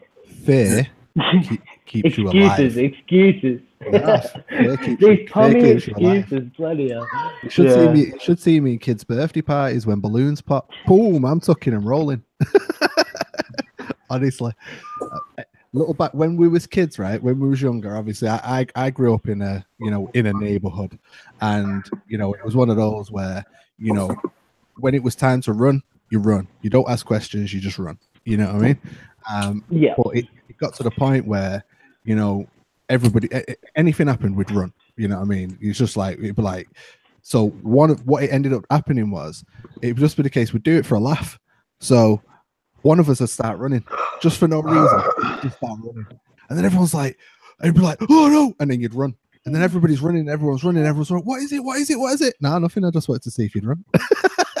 That's what it was like, because honestly, that's what it was like. Just run, don't even look back. So that's what I'm like now. When you see these disasters happening on the news, somebody's bombing somewhere, or somebody's shooting the place up or whatever, and you see people with the mobile phones trying to film it.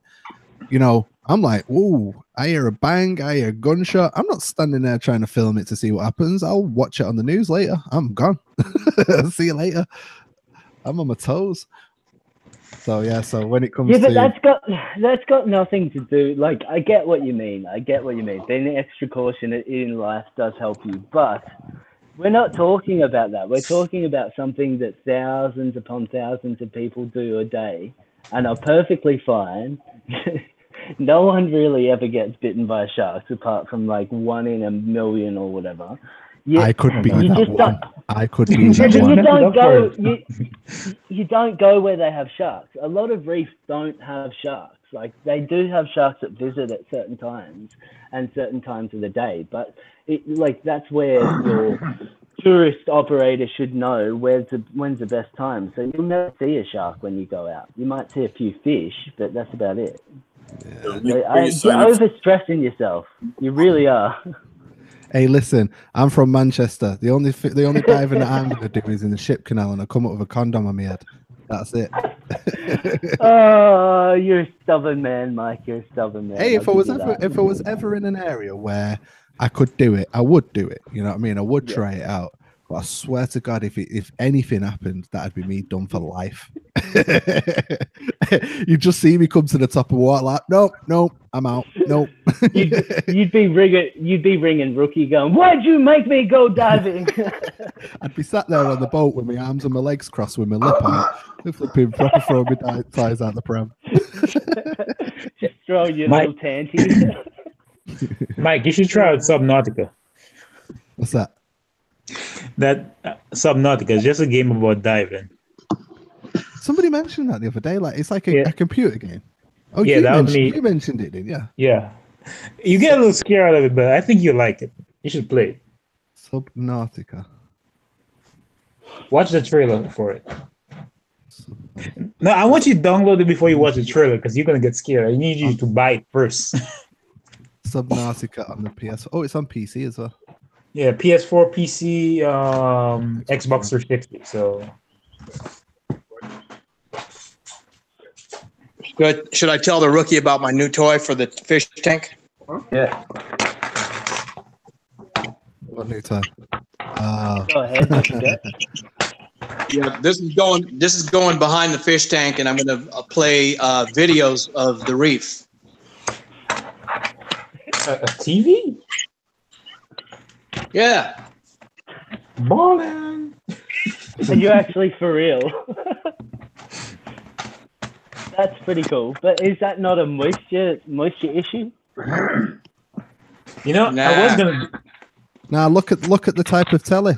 It's a glazed one. It's got a glaze on the front so that you don't have any moisture. That's why there's no bezel.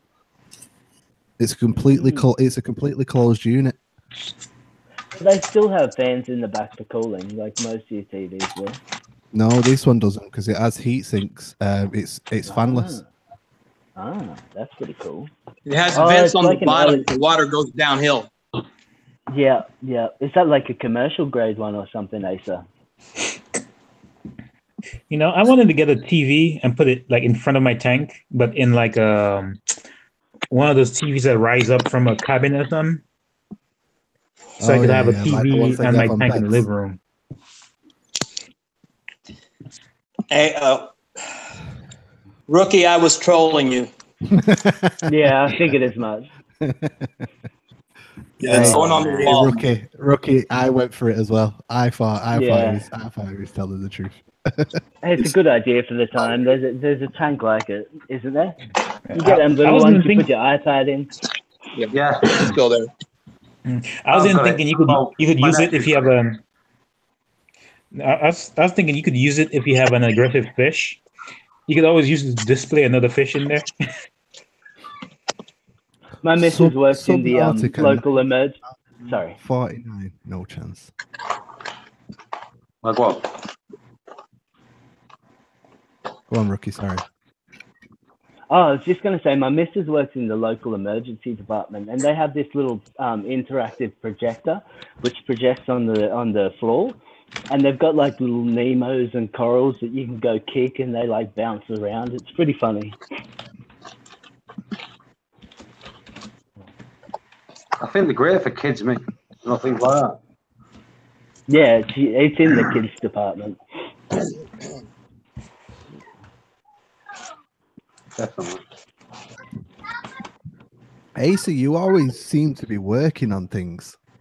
He's always doing something. He's always tinkering, isn't he? He's always grafting. I don't think he can sit down. He has ADD for sure. It should be ADA for ADDA. I think it's the case of he would like to sit down, but it's just like, no, not allowed. Well, the tank is not done yet. I can't enjoy it. What's that? I say I know the feeling. Don't worry about them. I know the feeling. Man on a constant mission, that's for sure. What you making, Asa? I'm just putting up the TV on the wall for the Super Bowl. Nice, nice.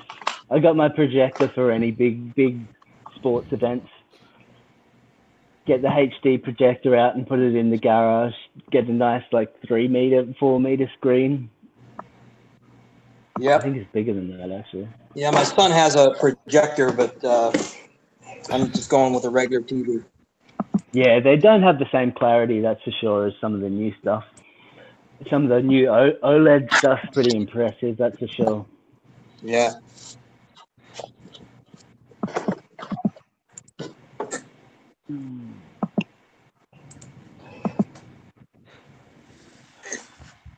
Oh, Mike, you there, buddy? Yeah. You should see my nano tank entry. I've entered the nano challenge. Yeah. Have you done a video?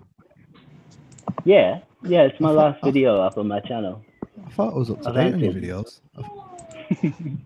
I watched your Ocean Revive one. I thought that was the last one.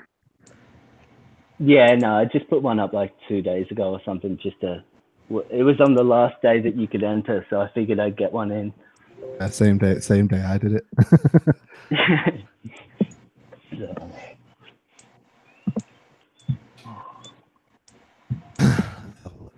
My dog is now cost me in the last 4 months. She has cost me, and my partner, I think about $8,000. Buy a new one. No, man. That's cold. Flush it down the toilet. Buy a new one. Hey, no. It doesn't happen. This one's special, mate. This one's special. But she's just come up with, she had to have all these brain scans and stuff. And apparently dogs can, in their old age, they can get epilepsy because she now has epilepsy. Do you know what, my dog? She's allergic to everything. My dog, everything. And we keep going vets. And I said that to Mrs. the other day. I said, do you know what? I said, well, I'll just buy a new one. To a mental. Mate, it doesn't happen like that. Unfortunately, this is my partner's dog who she brought along. Get a new partner. Tell her to take the dog with her. Well, that's always an option too. Might be Although cheaper. I think I've got a pretty good one. She loves the reef tanks. I don't think I'd find one that was this forgiving about all my tanks and stuff. She buys half my coral for me. Yeah, send it to England. We could do with one of them. No, she's a good girl. As I said, if any of you guys have issue with your kids,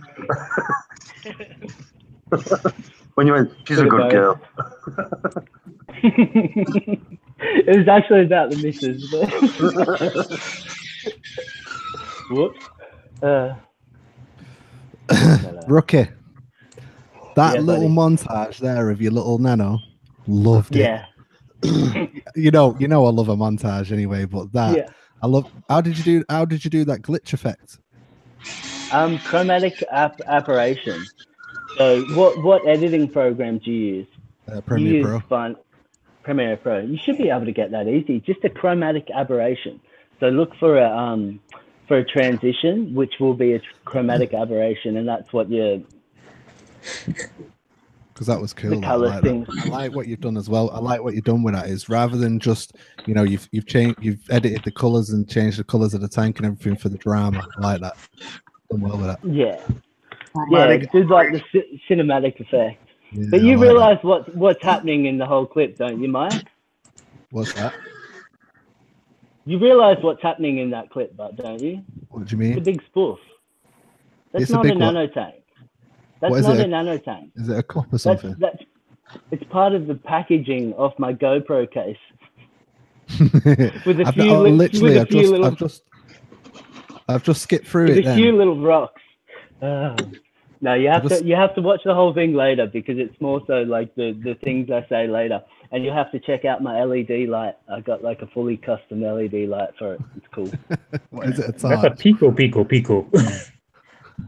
That was That tank is You'll tiny. understand what But to be honest, that's how good that montage was then. Because if that's so small, the way that you did it, it looked cool. I like that. The thing's about 200 milliliters. Milliliters. Milliliters. It's 0.005 of a gallon. You have like what, rubber rock in there as live rock? No, that's actual rock. Like I frag up a lot of coral, so I have a lot of little bits of coral. So I actually glued some little bits of coral together. That actual tower is about the width of my finger. Everyone just takes life so seriously. I thought I'd just have a bit of a spoof fun, and I don't have a tank to enter yet, but I was thinking I might build one. So we'll see how we go.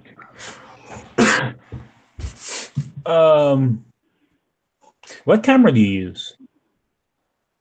That actual camera, I've just gotten a new one. Mike inspired me to get a decent camera. I got a Panasonic G85. Oh wow, that's the one I'm looking. I'm looking into getting that G85. Actually, my wife is It's a gonna buy good it. camera. Yeah, she's been. I was gonna get the G7, and then I was like, you know what? I might as well just pay the extra. The thing is, $500. the G7 doesn't have the image stabilization, so you kind of, as much as you kind of do need a gimbal later on, with this one you can turn image stabilization on, and it's kind of like you've got a little gimbal, so you get the smoother shots in comparison. So, Like I already have some of the gimbals, but my main thing, the image stabilization, that's what I wanted, and then the fact that you could get a battery expansion, I like that too. So I was like, might as well get a G85 because the G7 doesn't have that, and I think the G85 will last me at least 4 years. I wanted a little sort of like point and shoot for, you know, so like vlogging and stuff rather than using my GH4, and I was very close to getting the G85 because the stabilization is better than the GH4. It's a much newer kind of. I looked at the GH4 too, Mike, and the GH4 is actually cheaper at the moment over here than the G85. So I was considering getting it, but I ended up going with 85. Yeah, it's a nice camera. It is. It's a really nice. It's a nice little camera as well. Yeah, that G4 is good though. I think the G4 is better for photography though. It has that little edge. they're not really set up. They are set up, but they're not really set up for photography. They're more they are designed around videography. Oh yeah. I'm just saying in comparison with the 85, it is better for photography. No, I don't know, because obviously with the thing, can you do 4K on the G85? Yeah, it's 4K, only 30 frames per second. So for 60 frames per second, you need 1080. Go on. There's what it looks like in Australia at the moment. There's my day. It's quite a nice day out here. I can't see anything. And then the problem with the one you again, Mike, if you get it from the UK, I think it's if you get the G85 from the UK, it's going to be locked to, I think, 30 minutes of footage versus the American version. It's unlocked for like it's unlimited. Do you know what they do? Do you know what they do to get around it? Is you can continuously film, and what they've done is it films, it saves individual files. So if you film for 30 minutes, you may have like 4 or 5 files, which breaks it down so you can continuously film, and that's the way that they get around it. So it's all down to taxation, because if it's classed as a video camera, the taxation's higher. Yeah, that's true. Yeah, so that's why they do it. But with the Panasonic, I can just film and film and film, and then I've just got multiple files that I've got to deal with. But I'd rather that than be limited to 20 minutes like I used to be with my Nikon. Yeah. What lenses do you have, Mike? I've got the kit one, the 14 to 45. Okay. I've got a 24mm prime, a 50mm prime, and a 134mm prime. Okay. It's not bad. I ended up going with a 12 to 60mm kit lens, and then I've got a 25mm 1.7 aperture lens, which is pretty good for like just filming people type thing. Yeah, I was looking at getting the Sigma 18 to 35, you know, the 1.8, with a speed booster, but I ended up buying all of this PC stuff instead. But how much will you be filming at night anyway? Like, because you only really need that at night time. You'd be surprised, you know, filming what we film, you know, many times we're in low light situations, because you think about it, in aquariums or in, you know, shops and stuff, they tend to have the lights very dim so that the tanks and stuff are in focus. So, you know, you're filming in fish shops, filming in aquariums, basically filming in environments that revolve around this hobby. They're always quite dark, so you'd be surprised how much you need to be able to film in low light. Yeah, so that is true. I've got my 50 mil. My 50 mils are 1.8. My 24 mils are 2.8, and my kit lens is 3.5 to 5.6 or something like that. And for anyone who's listening in that's thinking, what the hell are all these numbers? All they have to do is the actual the percentage of light they let in and how fast they are. Yeah. So the more light you get into the picture, obviously the lighter you can make it, so you can make nighttime look good, as opposed to you have something that's like a 5.6 aperture and you're going to get no dark light. Mm-hmm. Not that anyone cares, but just explain it. Yeah. So I just use a GH4, and because I film flat as well, so I color grade. You do the Cine D thing. Yeah, the I film Cine D thing. Yeah, I film. Yeah, I haven't tried Cine D yet. So how do you color grade because you use Photoshop? I use what's it called? Filmora. Lightroom. Wondershare Filmora. Filmora. Yeah, so that I've used Filmora on my phone. I've never used Filmora as a PC software. But what I do basically is I film in Cinelight D, film flat, and then I color grade it. Normally, I just manually color grade. So you just make your contrast and your saturation or stuff, or actually color grade the whole picture? Depends on what's needed. So it depends on what's needed and what I'm trying to go for as well. So if it's just a video in front of my tank, then yeah, maybe I'll just change the contrast, change the saturation and stuff, so it matches what the eye sees, with maybe a little bit more vibrance. And if you see my video on the nano tank, when I did the nano tank video, I color graded that so that it was a bit more dramatic looking, deeper blacks and just different type of look on it, just because it was a cinematic type shot. I color graded it to be a bit more dramatic, a bit like what you did with that effect. So yeah, stuff like that. So I color grade depending on what I'm trying to achieve with the video. If I want a bit of drama, or if I want a bit of thingy, I might color grade it a bit darker, a bit moodier. But if I want it a bit more lighter, happy, I'll brighten it up, blah blah blah, stuff like that. I think with Photoshop over here, I'm not sure if it's the same over there. I'm guessing it would be about similar, but it's like $100 a month or something over here for the three program package, which is pretty expensive, man. Yeah, it's not cheap. No, yeah, People, that's expensive. Yeah, people don't realize how much money you actually put into these channels and stuff. Hey, I seriously have probably bought about $4.5 grand's worth of extra stuff that I didn't need. You can always moonlight. If you think about it, I've got this PC set up in front of me. It's nothing like yours, but I've got this PC set up in front of me, and then I've got my studio lights. I've got I've got so many microphones now. I've probably spent just as much on audio equipment as they have on my camera. And then I've got my camera, which is like £1,000 camera. I've got my gimbal as well, which is like a flipping however much, £500-600 gimbal. Blah blah blah blah blah. YouTube is never going to make me money to get that much back, but it's a hobby in it. Like, this is part of my hobby, the whole video editing side of it. The Reef side is just what I film, but my hobby is like the video creation. I like that side of things. You know what I mean? It's definitely addictive.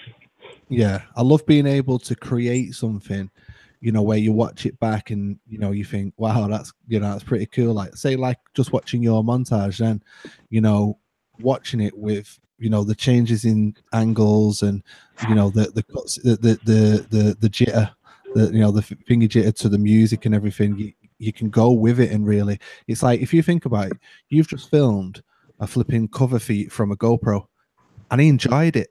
I'm sat there enjoying it. So it's amazing what you can do with some transitions and some music, and you can make something brilliant that's that's stimulating. So yeah, I like it. Making me blush. You're giving me too much credit, but I understand exactly what you mean. that seriously took me about 2 hours to throw together as I was trying. I'm like, I've got to get it done so I can get entered into this competition. And the amount of work you put in, I mean, I'm kind of used to it because I'm a designer by trade. But the amount of use you put in for something that's maybe 5 minutes long, 10 minutes long. Well, this video here, that's on screen now. This one took me, I think it took me 5 hours to edit, and it's 7 minutes long. It took me 5 hours. So obviously it's color graded, and stuff, and then obviously all the cutscenes. So there's multiple cuts and stuff and everything in it, and blah blah blah. So it's just one of those. I did a video when I went up to the Great Barrier Reef, and it had the Great Barrier Reef, Cairns Marine, and a bit of my trip. And that seriously took me about 3 weeks to edit that video. That took a lot of effort, but it was 18 minutes long or something. But yeah, people don't realize how much effort it takes to do it. That's for sure. That's it. It does. It's it's not a quick thing. Like I've got to do my Reef update tomorrow, and I'll be racing against time because I'm in work tomorrow night. So I'll be racing against time to film the update, edit the update, and get it out. So it's one of those. Normally I like to do it the day before or something, but I've just not had time. So I'll have to film it tomorrow. But yeah, it's not a quick thing, and like I could do it quick. I could just do one take where I just do it all in one go. I obviously I can talk, and I can talk for 15-20 minutes in one breath easily. But it's not entertaining. You know what I mean? Me just go blah, blah, blah, blah, blah, blah. If I don't throw any B-roll in, don't put any B-roll in, or put something that's visually in, then video's I was going to say between us, I think we've been talking for about 2 hours now. We can definitely talk, that's for sure. Well, I could do a 3 hour. I could do a 3 hour live stream on my own. You know what I mean? I'm thinking about doing more live streams, but I've only ever done one live stream, and I don't know how to add people into like Hangouts and all that kind of thing. So I think that's half the fun of it, is getting everyone involved. So I need to suss out how to do that, and I'll do more live streams. I found it easier to just get people's email addresses before the live stream, add them to a group. So basically you can create a group on Hangouts, add them all to a group and call them all at the same time. Job done. Yeah, I get you. See my projector screen, Mike? Hold on. There it is in my garage. Nice. I can see the wall next to it. How's your liver? Yeah, it's okay. Is that all Jägermeister? What is it? No, just bottles, just all sorts of shit. Sorry, crap, all sorts of stuff. I wish I had that time you guys have for talking. Produces vinegar.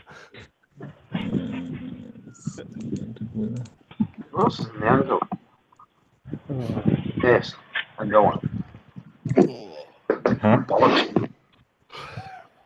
I'll be back in a minute. I'm just going to check if the missus is still talking to me and whether I have to leave yet. I might actually edit a video now. Why not? I'll be back.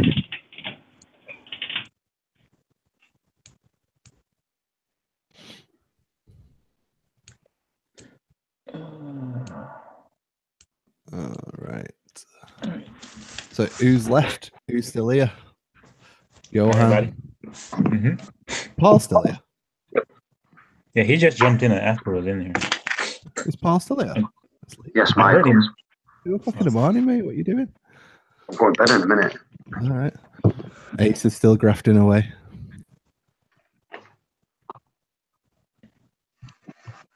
Who's in the chat? Anyone?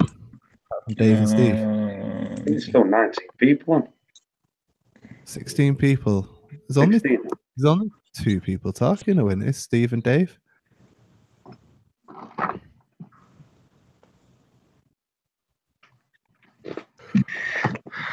Oh, I want to play on that game again, but I keep getting annihilated and it's stressing me out. Go ahead and download Stop Nautic. It's a single player. Just you relaxing for the first 3 hours of gameplay, and then everything after the first 3 hours is hell. So, It's a What's single it like? player. Is I it, think is it like a story game? yeah, it's kind of like okay, so you crash on this alien planet, right?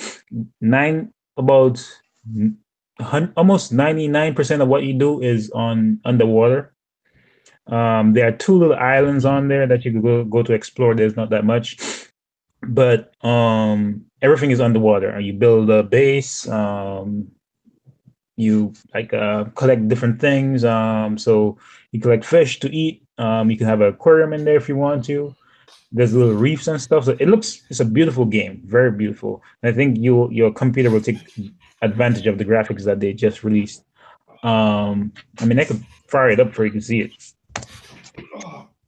Sorry, but it's a beautiful game.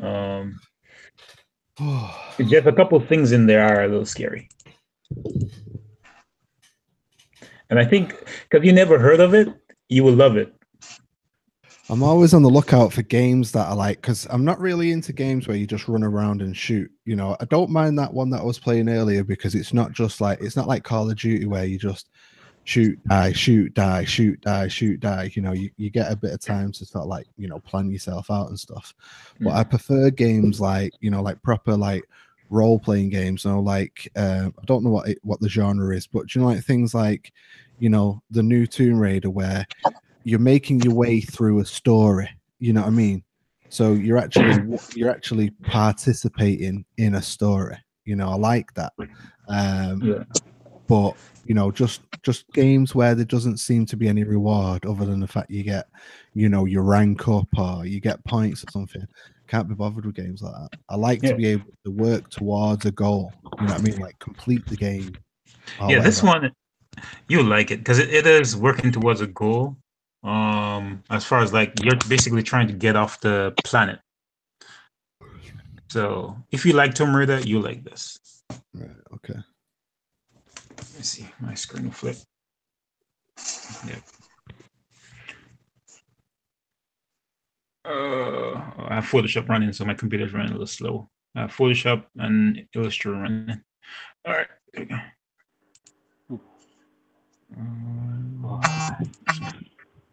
You just play shoot 'em up games, Mike, or what? No, that's what I mean. I don't really like shoot 'em up games. I'm only really into games where it's like there's a story, you know, like there's a goal. You know, it's like you're playing as a character and you're working your way through the game. But you know, the majority of the time, you know, you've got like cutscenes where it's like watching a film, but you're participating in the film. I like games like that. I know what you mean. Like one of the best games I've played. Get you involved. Yeah. One of the best games I've played so far is The Last of Us. Love that game. Okay, what's the storyline got to do with like it? The Last of Us is like it's like a zombie apocalypse game. Okay. But it's based on like this man and this little girl, and you know they're adventuring towards something, but the story's great. You know what I mean? It's like being a part of a movie. It's brilliant. Loved it.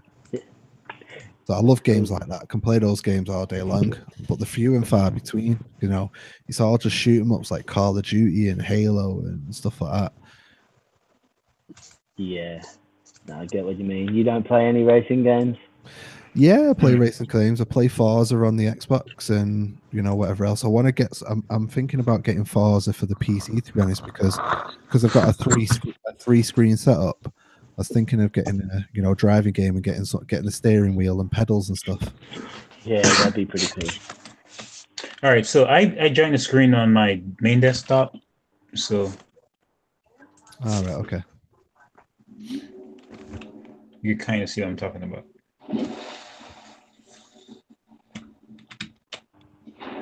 Yeah, no, the cops are too harsh.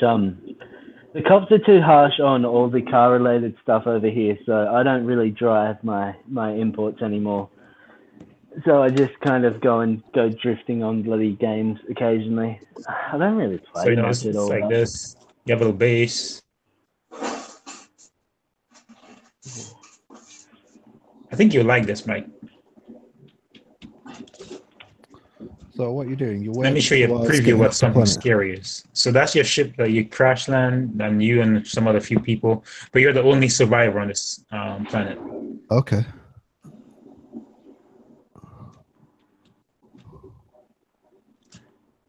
Nah, too dark down there. We don't go down there.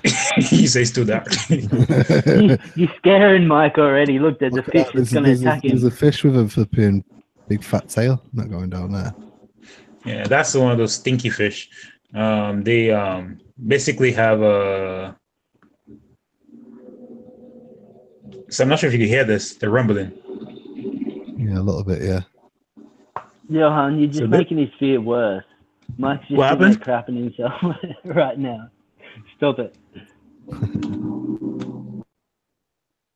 What the hell's that? That's like a giant jellyfish type thing. So. Yeah, we don't want to be going any deeper, mate. It's dark down there. Oh, it's turned the light on. Oh, shit's going to happen. Oops, sorry. I did that just for you. Yeah, keep the light on. We don't want to be driving around in the dark. Just to keep the light on. It's a nice, nothing scary here yet. I just have to go back over there. So if you look on the left, you'll see I have to manage my oxygen. What the heck am I? Oh. I have to manage my oxygen, my health, and food. So, and then these little algae stuff here, you could eat it if you want to once you get a knife. Doing inappropriate rape. And then if you look at the bottom of the screen, I'm not sure if you can see it. There's like little stuff that I crafted. Where am I? There's a wreck. There's a submarine you could make too, but I haven't made it yet. So. Passing 100 meters. Oxygen efficiency decreased.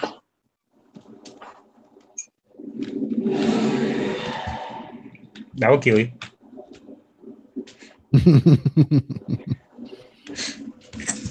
Just like everything in Australia. Oh, where the heck am I? I just keep. You keep going back to the same spot. It's like I keep swimming the wrong way. It keeps swimming you in a loop. Because I'm trying to go behind the ship where there's something back there. I want to scare you a little bit.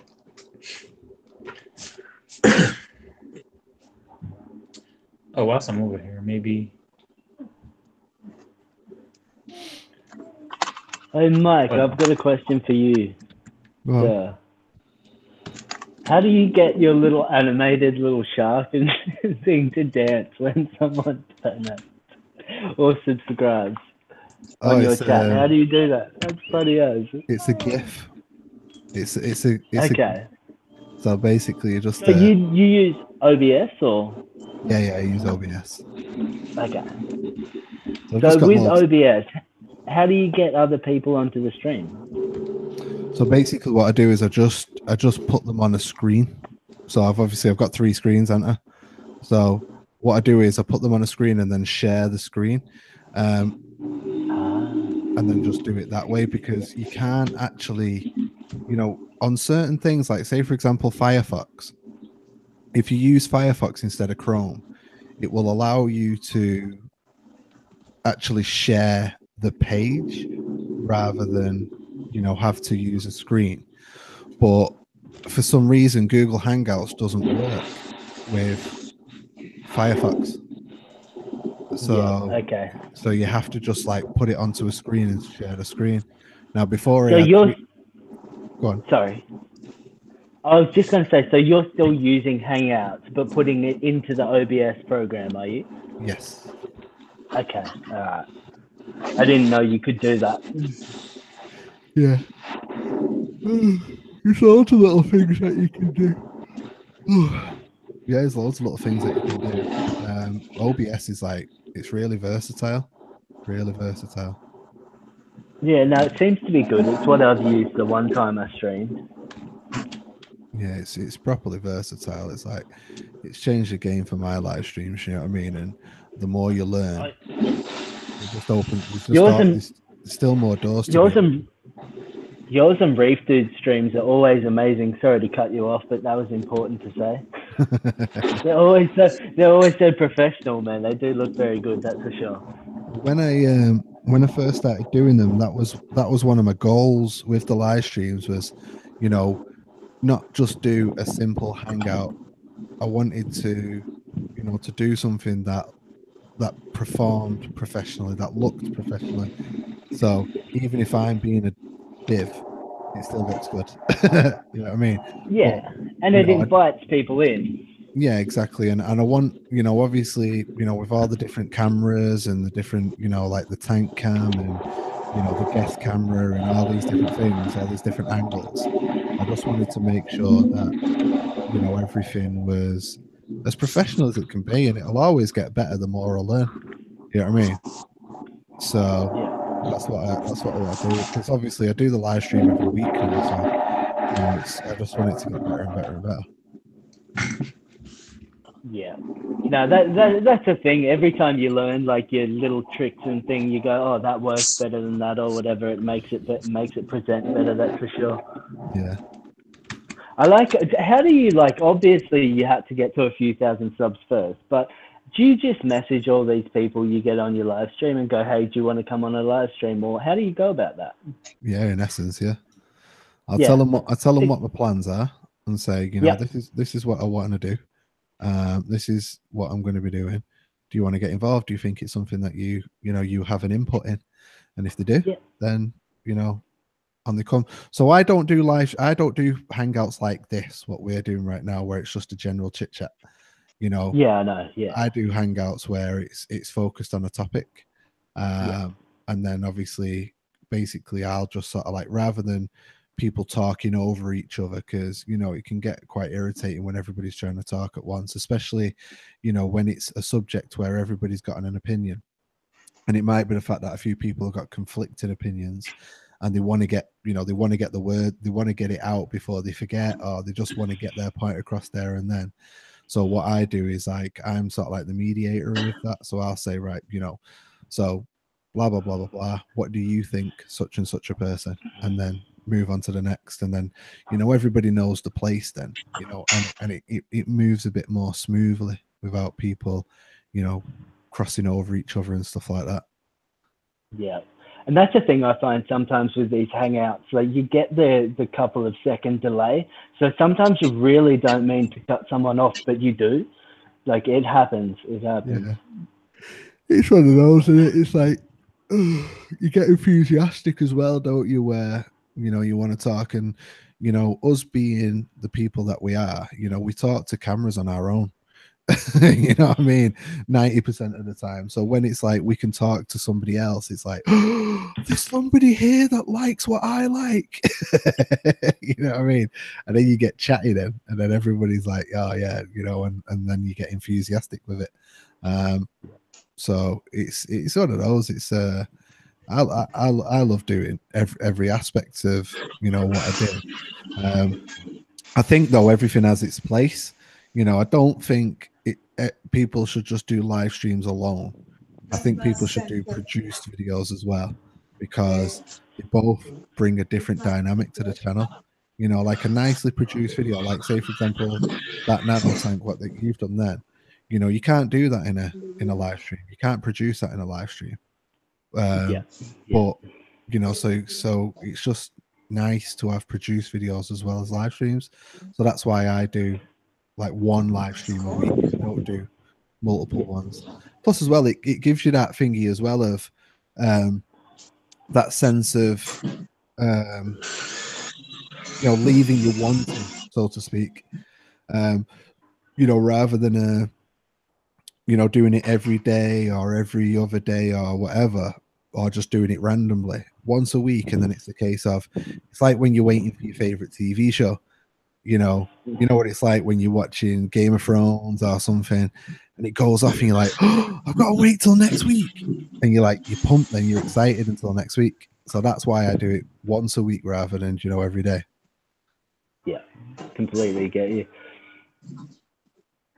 No, I completely understand that. I think it's kind of one of them things, especially when you come onto, it's all well and good when you're involved in the live stream, but if you're not and you come onto YouTube and you see an 8-hour video, chances are you're not going to watch it. Yeah. Oh god. I always like Normally the Friday ones go to about they won't be any more than 3 hours normally. And what I do so people know what's happening, whatever the subject is, the first hour is normally tailored to that subject. So then if anybody wants to watch it back after the fact, they know that the first hour is going to be on topic. You know what I mean? So it's not the case of having to go through a full 3 hour video just to get what they wanted. You know, it's all condensed down into an hour. But then obviously after that hour, we go off topic or stay on it, whatever, you know what I mean? But it's more free for all then.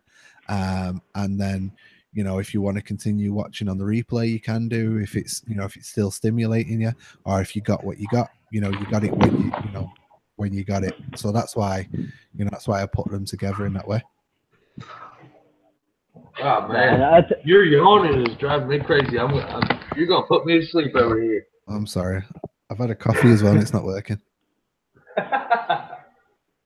Paul, do me a favor. I'm still cleaning equipment. I've been cleaning equipment for the last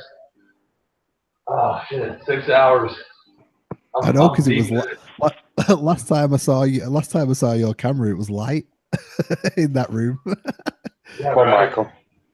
Do me a favor, Paul. Give me the controls. Are you staying on yet? Yeah, I'm staying on. I'm not going. I'm in work tomorrow night, so I've got to go straight through now. Right, no worries. 1 minute.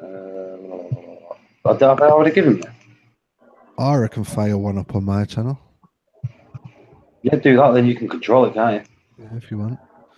Because you'll get all the like late night Americans, Australians, Indians, Japanese, Chinese. Yeah, called diversity, Paul. Yeah. I get a lot. I get a lot of people from India. You know, like I think it's my 3rd or 4th biggest viewership. India. Yeah, fire one up on yours. I'll shut this down. Okay. I was really confused. 4% of my views last month were from the Netherlands. They have reef tanks there. They've got big. They're massive. Oh yeah, the Netherlands is a proper like big aquarium country. Germany's the biggest in Europe. The Dutch and stuff, like they're massive freshwater keepers over there. You know, aquascaping and all that. Like, massive. It's huge over there. So yeah, there's a lot of aquarium keepers over there. That's why Triton and all that's German, because it's big over there. Yeah, that's big. Me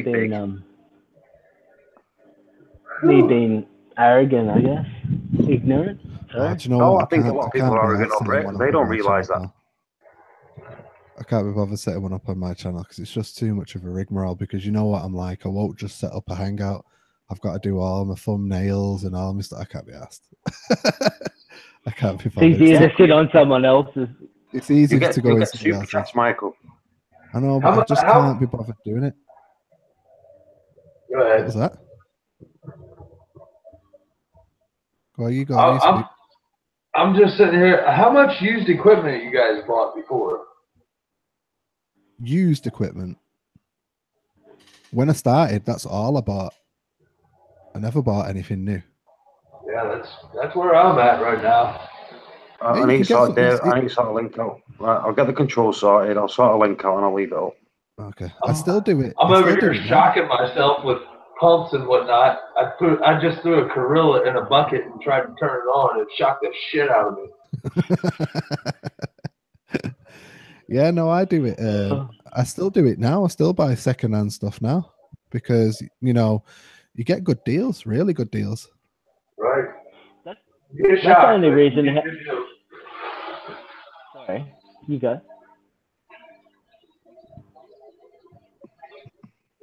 I was going to say that's the only reason how I knew my Ocean Revive was stuffed. Actually, is I leant over the tank. I had my arm in the tank and I bumped the light, and it gave me a shock through my arm.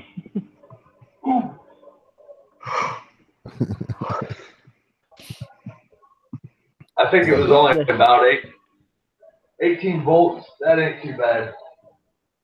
No, it's a bit of a jolt. You'll be right. We got 220 volts over here. You guys only have 110, don't you?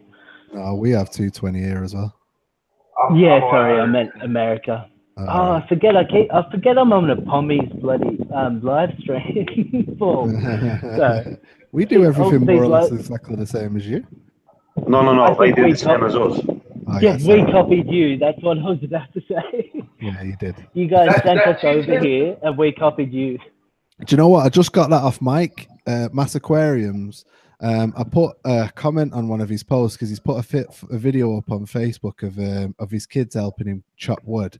And I put hashtag child labor, but I spell labor Labour, but they spell it Labor. It's So the same with color. Yeah, they It's a dropped the totally U's. different thing. It's Yeah. a totally different thing. So I said so then he messaged me back saying learn how to spell, and I was like, what? I spelled that right. And then I went and then I thought, hold on, have I spelled that wrong? Went on Googled it. Well, no, I've spelled that right. What you on about? And then I've realized that obviously the American guys dropped the U. So then I replied back with, always remember you're speaking the English language, so you're wrong. It's not Americanish. It's English. I like that. Yeah. I think America just like to think they're ahead of everyone else, even though they use like imperial instead of metric and all sorts of stuff. Like it's they have to be different. We're way behind. Yeah. I don't get it. They're the only country in the world that uses Fahrenheit. You talk to American people and you tell them a measurement in centimeters or in degrees Celsius, and they're like, okay, so how much is that? It's like, are you that stubborn? Like, I know the conversion to Fahrenheit, and you guys are the only people in the world that actually still have that system. So if I know that, you should know the Celsius. But I think a lot of Americans are too stubborn. They just stay with the I know the metric conversion. Check it out. If you type in whatever divided by 25.4, yeah, will give you the metric conversion. Yeah. Like if you're it's a bit harder. It's a bit harder for temperature. You guys have no real scale to your temperature, whereas we have 0 is freezing, 100 is boiling. So it's like a scale, whereas you guys have minus 30 is freezing. Oh, I don't even know what. This is how you do all your conversions. It's the man Trump. Trump's keeping us down. See, this is how you do all your conversions. You just type in GOOLD. Yeah, exactly. C to F conversion. It works every time. See, Rip Van says Canada uses Fahrenheit and Celsius. No, they use Celsius as the main, and they use Fahrenheit as the secondary, which they used to do over here. They used to always do it secondary over here, but your main one is Celsius in Canada. And he is Canadian. I've never seen an advantage to using the standard system. I like metric. I love metric. It's the shit. What the hell? Why are we so behind? Like you said. What the hell is a 16th of an inch anyway? Like, come on. Michael, copy that link there because that's the Hangout link. What link? Where? Where's the link? This one. Which one? Hey, but beer's cheaper. Where am I looking? Paul?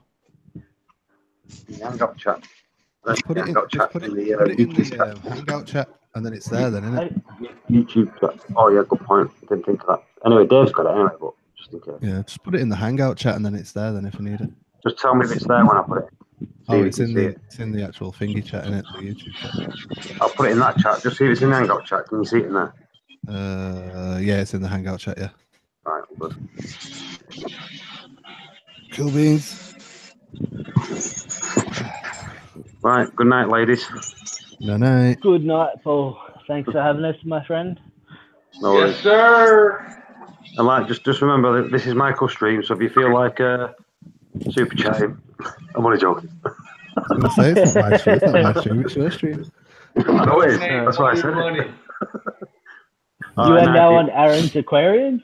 Yeah. No, this is now Aaron's Aquarium. So if you're feeling generous and you want to donate via PayPal, It's P. Williams.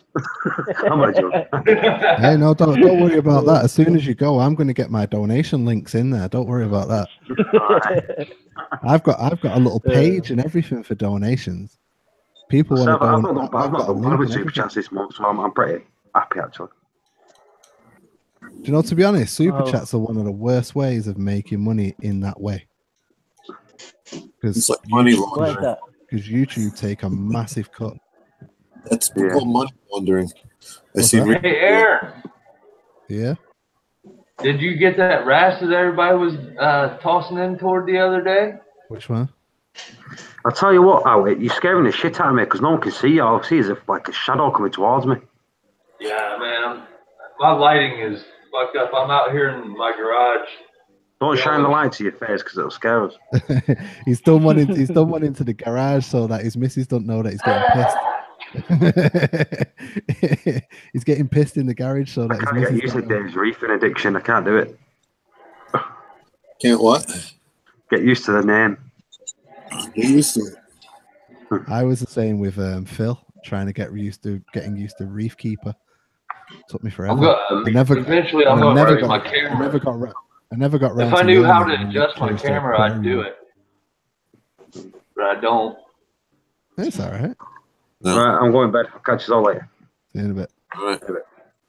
If you guys would get off my ass about nano tanks, I would have left it alone. Same with your name, Dave. Well, like I said in the chat, you know, this is so it doesn't look rigged when I win the nano challenge. Dave's nano tank winning the nano challenge. Yeah, that would have looked wrong. His channel was meant for this You're day. after an Apex, huh? I personally don't think he should be allowed to win. Anyway, I think he's too close. You know, because he runs everybody's live streams and all that lot. I think Dave's too close to this. I don't think he should be allowed to take that. Dave just leaves now. What have you done, Mike? Michael muted. Hey, what's up? Hey, Bad watch thing this, is, Dave. look. Watch this. I just traded my good computer and my good camera for a bunch of fish tanks. So you can play that game, Sunshine. Sunshine, huh? Lords of the tools. Dave just tried to turn the camera on, but I knew somebody had tried that, so I've not even connected it. As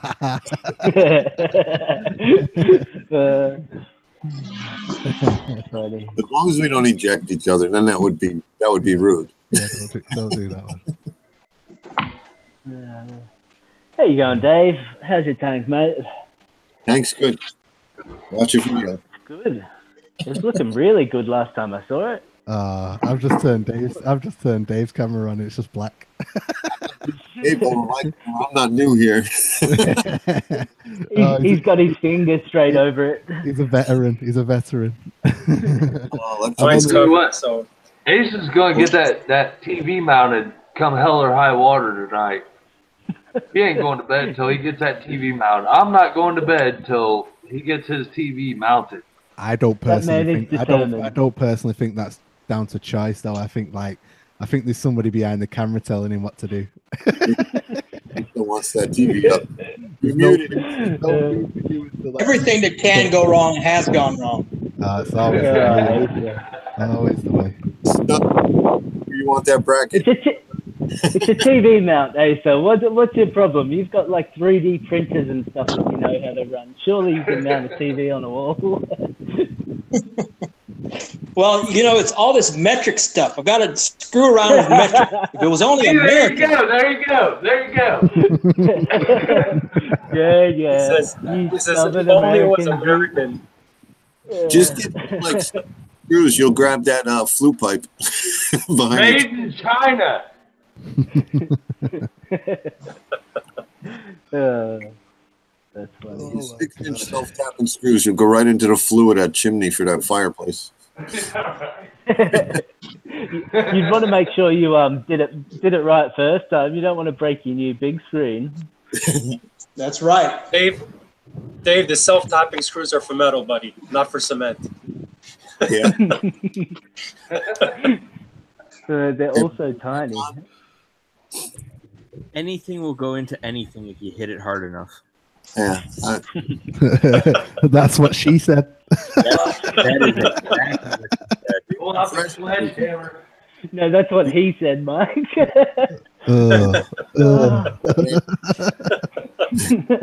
I'm not going down. I'm not going down that road. So. Oh, you No, are no. down that road. Paul leaves 3 minutes ago. We're all playing up. Let's behave.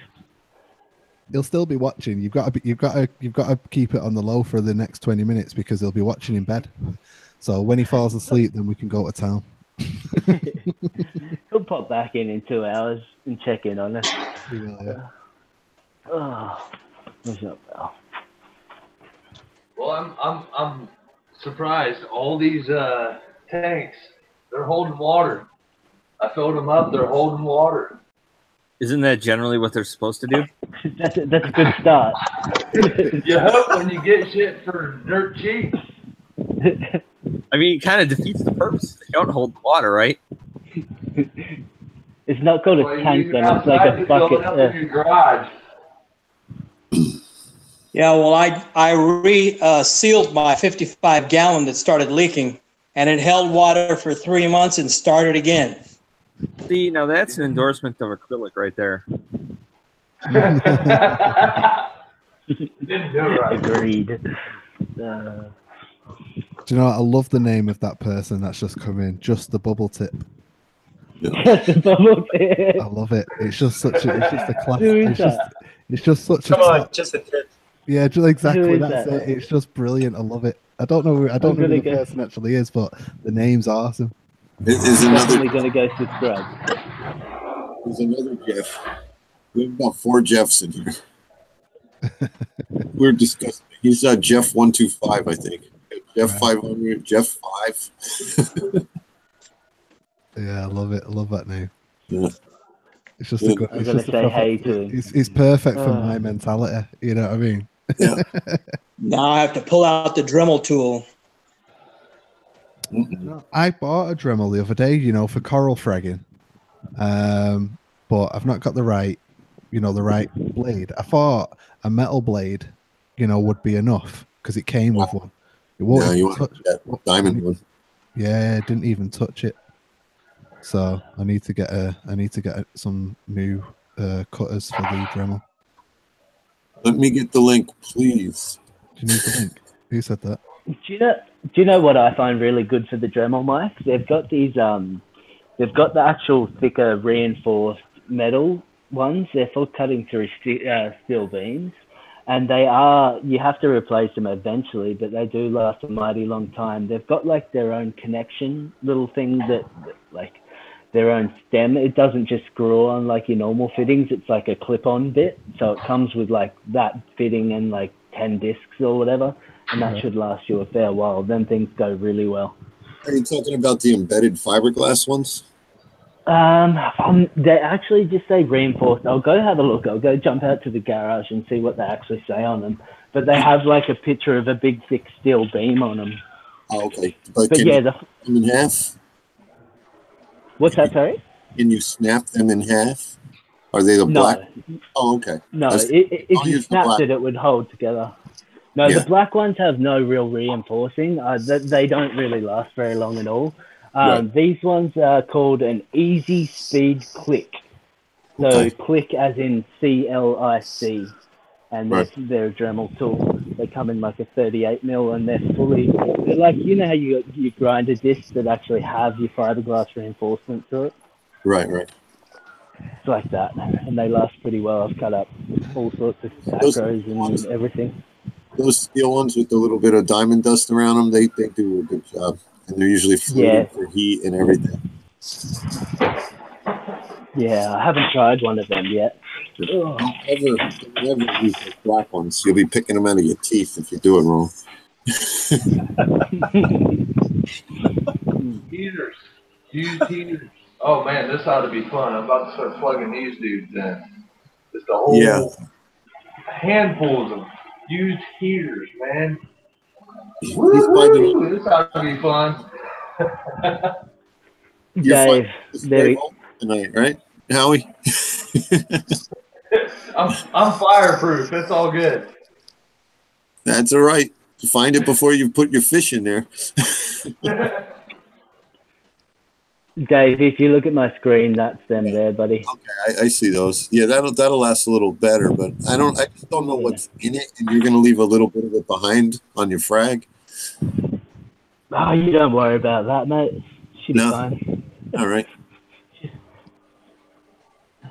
I have jeweler's saws because I cut abalone for putting inlays in. They work really good.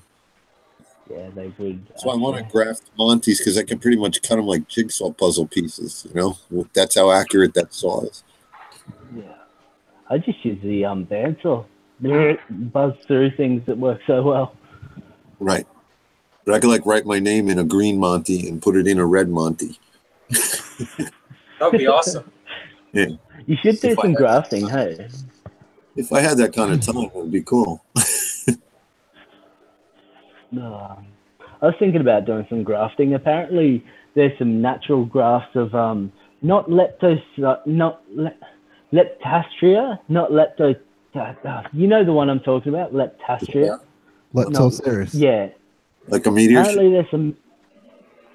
It's kind of like kind of looks almost like a goniopora that hasn't come out fully.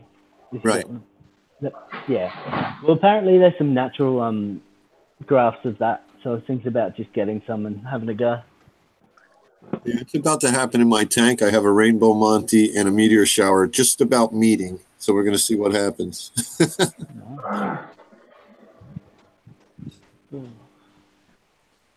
Yeah, Monties are a lot harder. Sorry. We're taking action on who's going to win. Monty's a lot harder to come by over here. There's not so many different types. You guys have a wide variety of Monty's available, that's for sure. I'm jealous. Especially the encrusting ones. The ones that just cover rocks, we got all kinds. Superman, reverse Superman, they just come up with names. Yeah. No, we've got a fair few encrusting. It's more so your scrolling and your plates and stuff. You don't see as many of them. I've got a nice Superman Monty in my tank at the moment. It's about twice that size. It's a pretty good piece. I'm going to frag it up and